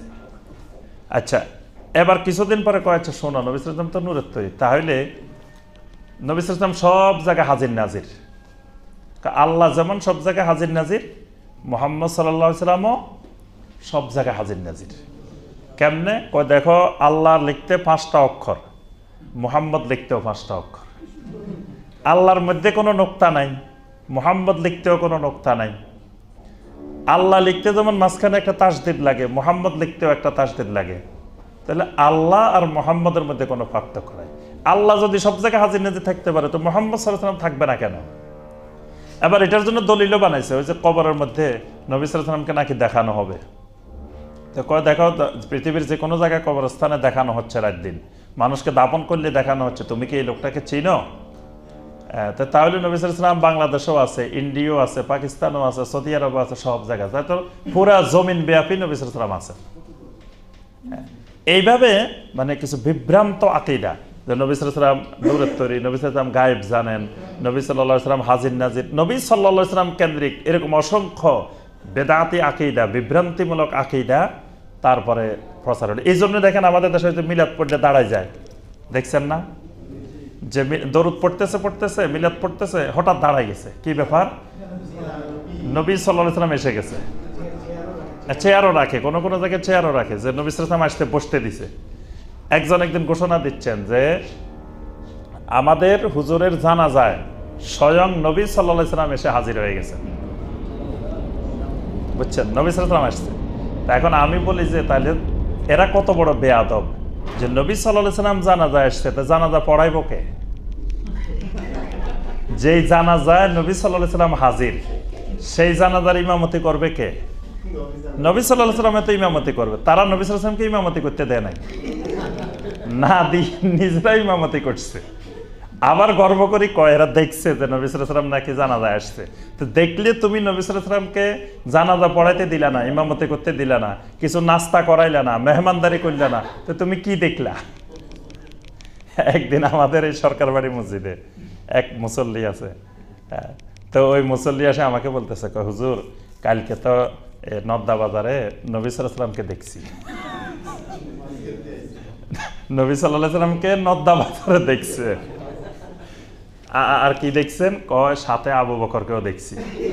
সব চিনে, আবু বকর রাদিয়াল্লাহু আনহুকে দেখছে। তা আমি কি কি কাজ করলেন? তো এই আপনি জানেন না যে এখানে আমরা আছি, নবী সাল্লাল্লাহু আলাইহি ওয়াসাল্লামকে দেখছেন, একটু নিয়ে আসতেন, আমরা একটু নাস্তা করাইতাম, আমরা একটু দেখা করতাম, নবী সাল্লাল্লাহু আলাইহি ওয়াসাল্লামকে দেখলে তো আমরা সাহাবী হয়ে যেতাম। এত বড় সৌভাগ্য আপনি ইয়া করে দিলেন যে নিয়ে। কয় না, আমি ধরতেছিলাম, কিন্তু না, আমি যাওয়ার আগে দেখি নবী সাল্লাল্লাহু আলাইহি ওয়াসাল্লাম মানে গায়েব হয়ে গেছেন, আর নাই, আর ধরতে পারিনি। এই যে মানে বিভ্রান্তিমূলক আকীদা, এই আকীদাগুলোর নাম হলো বেদাতি আকীদা, এগুলো সুন্নাহ পরিপন্থী আকীদা, এগুলো শিরকি আকীদা, কুফরি আকীদা। এজন্য আকীদার ক্ষেত্রে খুব কঠিন থাকতে হবে যে আমার আকীদা হইতে হবে আহলুস সুন্নাহ ওয়াল জামাতের আকীদা। আচ্ছা, এবার আসি ইবাদত। ইবাদতের ক্ষেত্রেও নবী সাল্লাল্লাহু আলাইহি ওয়াসাল্লাম যেভাবে করেছেন, সাহাবায়ে কেরাম যেভাবে করেছেন, এর থেকে কোনো ইবাদত বাড়ানো যাবে না, কমানো যাবে না। সুন্নতের উপরে কায়েম থাকতে হবে। বেশি ইবাদত দরকার নাই, ইবাদত কম হবে, কিন্তু যেটা হবে সেটা সুন্নত অনুযায়ী হবে। তাহলে আমার ওযু করব, ওযুটা হইতে হবে সুন্নত অনুযায়ী। কিন্তু দেখা যায় আমরা আমাদের দেশে অনেক নতুন নতুন বাড়াইছি বেদাত। আমরা প্রথম ওযু শুরু করতে গেলে কি করি? ওযুর নিয়ত করি। ওযুর নিয়ত পারেন যে নাওয়াইতু আন আতাওয়াজ্জা লিরাফিল হাদাসে ওয়াস্তিবাহাতান লিসসালাতে ওয়া তাকাররুবান ইলাল্লাহি তাআলা ওজুর নিয়তটা একটু কঠিন আছে, এজন্য অনেকে পারে না। নামাজের গুলা চাইতে এটা একটু কঠিন। নাওয়াইতুয়ান আতাওয়াজ্জা লিরাফিল হাদাসে ওয়াস্তিবাহাতান লিসসালাতে ওয়া তাকাররুবান ইলাল্লাহি তাআলা। আচ্ছা, এরপরে দোয়া বিসমিল্লাহিল আলিয়্যিল আযীম আলহামদুলিল্লাহি আলা দীনিল ইসলাম আল ইসলামু হাক্কুন ওয়াল কুফরু বাতিলুন আল ইসলামু নূরুন ওয়াল কুফরু যুলমাতুন। এই যে নিয়াত, এই যে দোয়া, এগুলা বেদাত। এগুলা কোনো হাদিসে, এবং এগুলা হানাফি মাযহাবেও নাই। হানাফি মাযহাবের কোনো ফিকহের কিতাবে এগুলা নাই। এগুলো সম্পূর্ণই ভারতীয় উপমহাদেশে বানানো। এগুলা এই উপমহাদেশের, এগুলা অন্য অন্য দেশেও নাই। তাহলে এই যে অজু করবে, বিসমিল্লাহ বলে অজু শুরু করবে। নবী সাল্লাল্লাহু আলাইহি ওয়াসাল্লাম বলছেন লা ওযুয়া লিমান লাম ইয়াযকুর ইসমাল্লাহি আলাইহি, যা আল্লাহর নাম ছাড়া অজু শুরু করলে তার অজু হয় নাই, এজন্য সে বিসমিল্লাহ বলে অজু শুরু করবে। এর আগে আর কিছু নাই। কিন্তু দেখা গেছে এর আগে আরো বানাই নিছে, ভালো মনে করে। তারপরে আপনার অজুর মধ্যে কয় হাত ধোয়ার সময় এই দোয়া, মুখ ধোয়ার সময় এই দোয়া, মাথা মাসার এই দোয়া, এরকম দেখবেন কিছু বইতে লেখা আছে। এগুলা সব বেদাতি দোয়া। অজুর মধ্যে ভিতরে এরকম কোনো নির্দিষ্ট দোয়া নাই। তারপর সলাতের মধ্যে, সলাতের ভিতরে দেখেন জায়নামাজ পাক করার দোয়া আছে বাংলাদেশে, ইন্নী ওয়াজ্জাহাতু দিয়ে। ইন্নী ওয়াজ্জাহাতুটা হাদিসের মধ্যে আসছে, নবী সাল্লাল্লাহু আলাইহি ওয়াসাল্লাম এটাকে সানা হিসাবে পড়ছেন তাকবীরে তাহরিমার পরে। সেখানে ওয়াজ্জাহাতু ওয়াজহিয়া লিল্লাযী ফাতারাস সামাওয়াতি ওয়াল আরদা হানিফা ওয়া মা আনা মিনাল মুশরিকিন, এভাবে এটাকে দোয়াউল ইস্তিফতাহ হিসাবে পড়ছেন। কিন্তু এটাকে ওই জায়নামাজ পাক করার জন্য পড়েন নাই। তারপরে নামাইতু আন উসাল্লিয়া লিল্লাহি তাআলা রাকাতা সালাসা আরবা, যে নিয়াতগুলা, এগুলা সম্পূর্ণ বানানো জিনিস, এগুলা সুন্নাহ না, এগুলা সুন্নাহ পরিপন্থী জিনিস। তারপরে আপনার সলাতের, যখন আমরা সলাত শুরু করি, এখানে একজনের সাথে একজন এক হাত দূরে দূরে আলাদা আলাদা দাঁড়ানো, এটাও সুন্নাহ পরিপন্থী। নবী সাল্লাল্লাহু আলাইহি ওয়াসাল্লাম যতবার সলাত শুরু করতেন প্রতিবার বলতেন ওয়াহাজু বাইনাল মানাকিব, তোমাদের কাঁধগুলোকে সমান করো, বরাবর করো। সমান করো মানে আবার লাগাই দাও না। একদিন একজন বলতেছে ঠাট্টা করে, কয় যে একজন হচ্ছেন লম্বা, একজন হচ্ছেন ছোট, তো কাঁধে কাঁধ লাগাবেন কেন? আপনারা পায়ে পা লাগান, কাঁধে কাঁধ লাগান না কেন? তো কাঁধে কাঁধ লাগালে তো এইভাবে কাঁধে দেখতে হবে, কারণ একজন লম্বা একজন আসতে লাগাবেন কেন? এটা হলো সুন্নাহর সাথে বেয়াদবি, হাদিসের সাথে বেয়াদবি করা। একটা হাদিস আমি আমল করি না, কিন্তু আমার বেয়াদবি করার এটার ব্যাপারে আমার এই অধিকার নাই। কারণ আমি আমল করতে পারি না, সেটা ভিন্ন জিনিস। কিন্তু নবী সাল্লাল্লাহু আলাইহি ওয়াসাল্লামের একটা হাদিসের সাথে বেয়াদবি করা, এটার কারণেও আমার জাহান্নাম হইতে পারে। কারণ এটা নবী সাল্লাল্লাহু আলাইহি ওয়াসাল্লামের হাদিসগুলো ওহি নিয়ে বেয়াদবি করা, ওহি নিয়ে ঠাট্টা করা, ওহি নিয়ে উপহাস করা, ওহিকে অপছন্দ করা, এগুলো ঈমান ভঙ্গের কারণ। নবী সাল্লাল্লাহু আলাইহি ওয়াসাল্লামের একটা সুন্নতকে নিয়ে কেউ ঠাট্টা করলে, অপছন্দ করলে, ব্যঙ্গ বিদ্রুপ করলে তার ঈমান চলে যায়। কিন্তু আমাদের ভিতরে অহংকার এত বেশি ঢুকছে, মানে আমরা এগুলোকে পরোয়া করি না, মনে করি যত বেয়াদবি করি আমি এত বড় মুফতি, আমার ঈমান যায় নাকি। কিন্তু মুফতিরও যে ঈমান যায় এটা আমরা ভুলে গেছি। তো নবী সাল্লাল্লাহু আলাইহি ওয়াসাল্লাম প্রত্যেকবার বলতেন হাজু বাইনাল মানাকিব, মানে কাঁধে কাঁধ লাগাইতে বলেন নাই, কাঁধগুলোকে বরাবর করতে বলছেন, সমান করতে বলছেন, সমান্তরাল। জি, মানে একটা পিছনে একটা সামনে না, এক বরাবর রাখতে বলছেন। এটাকে বলছেন হাজু শব্দ, কিন্তু দুই জায়গায় দুইটা ব্যবহার করছেন। পায়ের সাথে পা, সেটা হলো এলজাকুল কাদাম বিল কাদাম। এখানে শব্দ হলো এলজাক। এলজাক মানে মিলিত করা, লাগানো, কদমের সাথে কদম। আর কাঁধের সাথে কাঁধকে এলজাক বলা হয়নি, বলছে হাজু। হাজু মানে বরাবর করা, এক বরাবর থাকা। জি, তারপরে বলা হয়েছে সুদ্দুল খালাল, মাঝখানের ফাঁকা জায়গাগুলো বন্ধ রাখো। নবী সাল্লাল্লাহু আলাইহি ওয়াসাল্লাম বলছেন আমি সামনে যেমন দেখি সলাতের মধ্যে পিছনেও দেখি। এটার আবার অনেকে বানাইছে যে নবী সাল্লাল্লাহু আলাইহি ওয়াসাল্লাম সবসময় সামনেও দেখে পিছনেও দেখে, তাহলে নবী সাল্লাল্লাহু আলাইহি ওয়াসাল্লাম সব গায়েব জানে। এটা শুধুমাত্র সলাতের মধ্যে নবী সাল্লাল্লাহু আলাইহি ওয়াসাল্লাম বলছেন আমি যখন সলাতে দাঁড়াই তখন আমি সামনে যেমন দেখি পিছনেও দেখি। আমি দেখতেছি যে শয়তান তোমাদের পাকা জায়গাগুলো দিয়ে ঢুকতেছে। এবং এটাকে নিয়েও আমাদের দেশের কোনো কোনো আলেম ঠাট্টা করে, শয়তান বন্ধ করতেছ তুমি, এই জন্য শয়তান বন্ধ করতে যায় পা ফাঁক করছো, তোমার নিচে দিই তো শয়তান ঢুকে গেছে। নাউযুবিল্লাহ। মানে নবী সাল্লাল্লাহু আলাইহি ওয়াসাল্লামের হাদিস নিয়ে কত বড় জঘন্যতম বেয়াদবি। এরাই আবার আমাদের দেশের কিন্তু বড় বড় মুফতি, বড় বড় আলেম। মানুষ মনে করে যে সম্মান করেন, কিন্তু নবী সাল্লাল্লাহু আলাইহি ওয়াসাল্লামের হাদিস নিয়ে ব্যঙ্গ বিদ্রুপ করা হয়। আল্লাহ পাক সবাইকে বুঝার তৌফিক দান করুন। তা আমরা যে কথাটা বলতেছিলাম, সলাতের মধ্যেও নবী সাল্লাল্লাহু আলাইহি ওয়াসাল্লামের সুন্নাহ পরিপন্থী যে কাজগুলো, নবী সাল্লাল্লাহু আলাইহি ওয়াসাল্লাম প্রতিবার জামাত শুরু করার আগে এই কথাগুলো বলতেন, ইস্তাউ ওয়াতাদিলু আকিমু সুফুফাকুম ওয়াসুদ্দুল খালাল ফাআতিম্মুস সাফফাল আউওয়ালা ফাল আউওয়াল। আপনারা হজে গেছেন যে মক্কা মদিনা দেখছেন না, ইমাম সাহেবরা প্রতি ওয়াক্তে একামতের পরে কিন্তু এই কথাগুলো বলেন। এগুলো নবী সাল্লাল্লাহু আলাইহি ওয়াসাল্লামের সুন্নাহ। কিন্তু আমরা এখন এই সুন্নাহগুলো ভুলে গেছি। আমরা ইমাম সাহেবেরা এখন এত মানে এমন অবস্থায় গেছি যে নিজেরা কিছু বলি না, সব মুয়াজ্জিনের কাঁধে দিয়ে দিছি। মুয়াজ্জিন কয় সবাই দাঁড়ায়, কাতা সোজা করেন, মোবাইল বন্ধ করেন, মুয়াজ্জিন অর্ডার দেয়। এগুলো সুন্নাহ হলো ইমাম অর্ডার দিবেন একামতের পরে।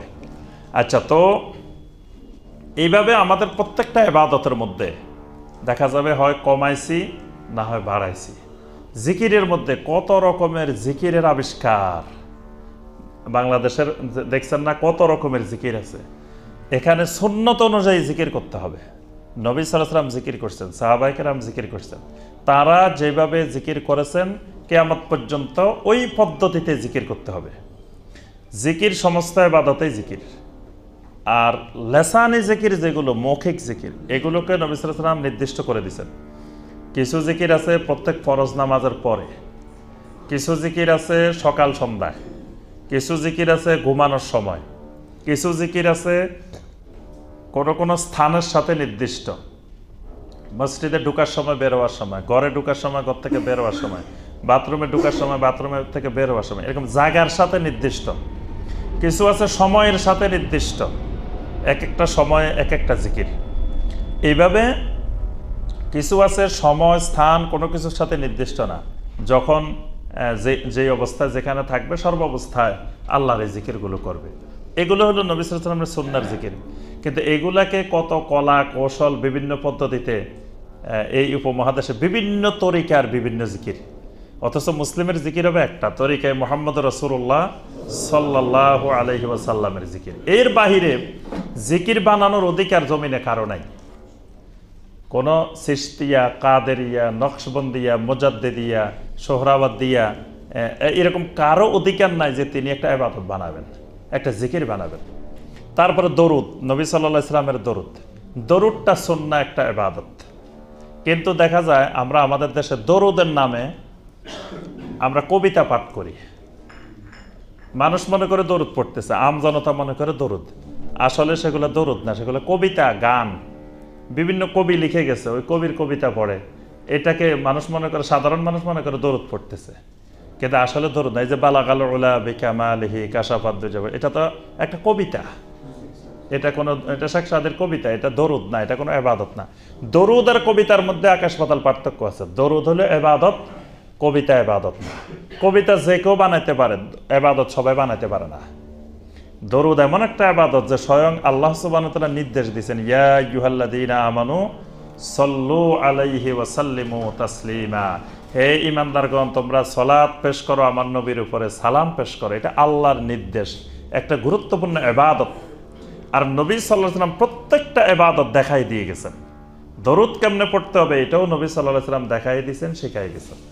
এজন্য আমার সম্মানিত ভাই ও বোনেরা, ইবাদতের ক্ষেত্রে আমরা যাই ইবাদত করি সেটা সুন্নাহ অনুযায়ী, সুন্নত অনুযায়ী করার চেষ্টা করব, কোনো বেদাত করব না। বেদাতে অনুযায়ী বেশি ইবাদত দরকার নেই, সুন্নত অনুযায়ী অল্প আমল, অল্প ইবাদত, এটাই যথেষ্ট। কারণ বেদাত অনুযায়ী অনেক করলাম, কিয়ামতের ময়দানে থাকবে না, কারণ এগুলো আল্লাহ পাক একটাও কবুল করবেন না। আসে মুআমালাত, লেনদেনের ক্ষেত্রেও সুন্নত। এই সুন্নত আমরা বেশি অনুসরণ করি না। লেনদেন, মুআমালাতের সুন্নত, লেনদেনের সুন্নত, মুআমালাতের সুন্নত। যা আমরা কারোর সাথে একটা ওয়াদা করলাম, অমুক দিন টাকাটা দিয়ে দেব, বাস, আর খবর নাই। এই জায়গায় সুন্নতের খবর নাই। এমনি সুন্নি, কিন্তু এমনি এই জায়গায় সুন্নতের খবর নাই। আর টাকা নিছে, আর টাকা দেওয়ার খবর নাই। তারপরে একজন আমার কাছে একটা জিনিস কিনতে আসছে, এখানে তাকে পরিপূর্ণ সুন্দরভাবে যথাযথভাবে ওজনে কম বেশি না করা, যে পণ্য দেখাইছি সেই পণ্য দেওয়া, এইগুলো হইল সুন্নত। কিন্তু এই জায়গায় আমরা কি করি? সুন্নতের তোয়াক্কা করি না, এই জায়গায় খেয়ানত করি আমরা। এগুলো সব বেদাহ, সুন্নার বাহিরে। ঠিক একইভাবে আখলাক, চারিত্রিক দিক থেকেও নবী সাল্লাল্লাহু আলাইহি ওয়াসাল্লামের সুন্নাহ। নবী সাল্লাল্লাহু আলাইহি সাল্লাম যার সাথে দেখা হইতেন সালাম দিতেন প্রথমে, এটা নবী সাল্লাল্লাহু আলাইহি সাল্লামের সুন্নাহ। কিন্তু আমরা এখন সালাম তো দিই না, সালাম দিলেও কেউ জবাব দিই না, জবাব দেওয়ার প্রয়োজন অনুভব করি না। তাহলে নবী সাল্লাল্লাহু আলাইহি সাল্লামের এই আখলাকি সুন্নাহ, চারিত্রিক সুন্নাহ, নবী সাল্লাল্লাহু আলাইহি সাল্লাম মানুষের উপকার করতেন, মানুষের প্রতি রহম করতেন, মানুষকে ক্ষমা করতেন, মানুষকে গালি দিতেন না, মন্দ বলতেন না। এই যে নবী সাল্লাল্লাহু আলাইহি সাল্লামের চারিত্রিক আখলাকি যে বৈশিষ্ট্য, এই বৈশিষ্ট্যগুলো আমাদের জন্য সুন্নাহ। এই বৈশিষ্ট্যের বাহিরে যাওয়া এটাও বেদাহ। নবী সাল্লাল্লাহু আলাইহি সাল্লামের আখলাকি বেদাহ, চরিত্রের বেদাহ, যে নবী সাল্লাল্লাহু আলাইহি সাল্লামের সুন্নতের দাবি করতেছি, আহলুস সুন্নাত দাবি করতেছি, কিন্তু আখলাকের ক্ষেত্রে কোনো সুন্নত নাই। এই জন্য আহলুস সুন্নাহ যারা, সুন্নতের অনুসারী যারা, তারা প্রত্যেকটা ক্ষেত্রে সুন্নাহর অনুসরণ করতে হবে। এই যে আমরা কথা বলতেছি, আলোচনা করতেছি, এখানেও সুন্নতের ফলো করতে হবে। এখানে দেখা যায় আমরা আলোচনাটা শুরু করব কি দিয়ে, সুন্নত ফলো করতে হবে। তারপরে আলোচনার মাঝখানে মাঝখানে আমরা যে বেদাতি জিকির করাই, বেদাতি দরুদ পড়াই, এখানেও সুন্নতের খেলাপ করা যাবে না। তারপরে আমরা বলি যে সবাই সুবহানাল্লাহ কন, সবাই আলহামদুলিল্লাহ কন, এইগুলো সুন্নতের খেলাপ। এই জন্য এই ক্ষেত্রেও সুন্নতের ফলো করতে হবে। বর্তমানে আমাদের দেশের ওয়াজ মাহফিলগুলো, এখন তো আলহামদুলিল্লাহ ওয়াজ মাহফিলের সময়, ওয়াজ মাহফিলগুলো ধোঁকা প্রতারণার এক জায়গা, গুরুত্বপূর্ণ জায়গা।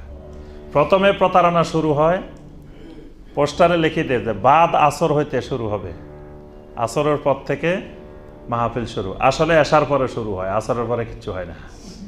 পোস্টারে লেখা আছে, সব জায়গায় লেখা আছে কি বাদ আসর হইতে। আমি যত জায়গায় যাই ফলো করি, পোস্টার দেখি লেখা আছে বাদ আসর হইতে।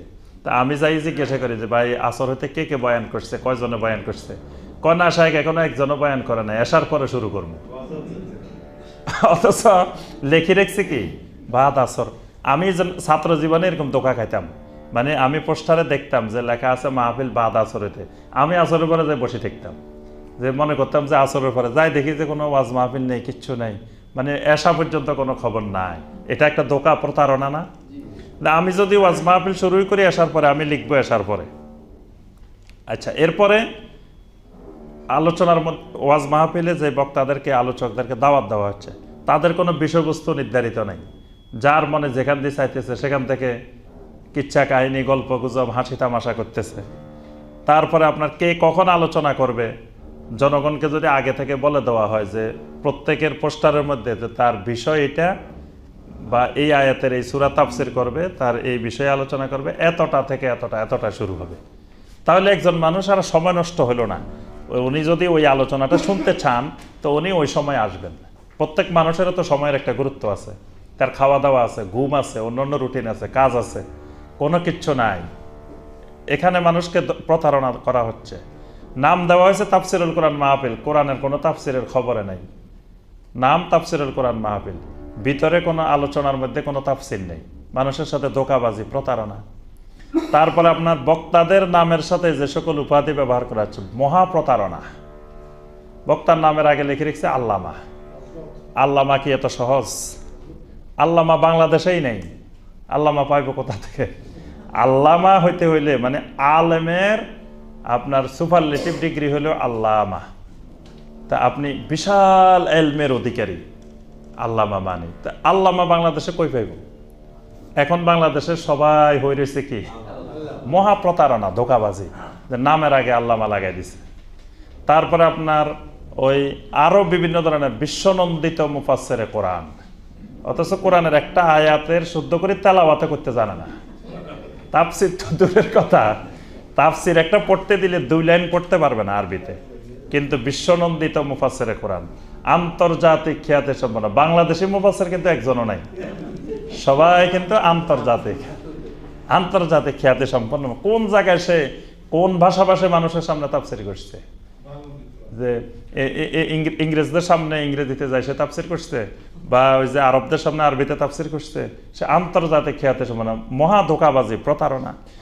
এইভাবে বিভিন্ন রকমের উপাধি দিয়ে মানে আপনার চলতেছে, মানে ইসলামের নামে ইসলামী অনুষ্ঠানে সেখানেও চলতেছে মহা ধোঁকাবাজি, প্রতারণা। সেখান থেকে সুন্নত বিলুপ্ত হয়ে গেছে। সুন্নত এগুলোও সুন্নত, আপনার সুন্নত খালি ওই আকীদা ইবাদতের মধ্যে না, এই আখলাকের মধ্যেও সুন্নত। এখানে আমাদের আখলাকি সুন্নতের মহাপরাজয়। আখলাকের ক্ষেত্রে সব আহলুল বেদাহ, ওয়াজ মাহফিল করতেছি এখানে আহলুল বেদাহ, এমনি সব সুন্নি আহলুস সুন্নাহ, কিন্তু কাজেরও সব আহলুল বেদাহ। এই জন্য আমার ভাইয়েরা এবং বোনেরা, আর আলোচনা আজকে দীর্ঘায়িত করব না। তো সংক্ষিপ্তভাবে আমরা বোঝার চেষ্টা করেছি যে সুন্নাহ কি জিনিস, বেদাত কি জিনিস। এটা ঈমানের ক্ষেত্রে, আমলের ক্ষেত্রে খুবই গুরুত্বপূর্ণ দুটি বিষয়, এবং এটা অনেক ব্যাপক বিষয়। আল্লাহ সুবহানাহু ওয়া তাআলা আমাদের সবাইকে সুন্নাহ এবং বেদাতকে যথাযথভাবে বুঝার, সুন্নাহর অনুসারী হওয়ার, পরিপূর্ণ অনুসারী হওয়ার এবং বেদাত থেকে দূরে থাকার আল্লাহ রাব্বুল আলামিন আমাদেরকে তৌফিক দান করুন। আমিন ইয়া রাব্বাল আলামিন। সুবহানাকা আল্লাহুম্মা বিহামদিকা আশহাদু আল্লা ইলাহা ইল্লা আনতা আস্তাগফিরুকা ওয়া আতুবু ইলাইক।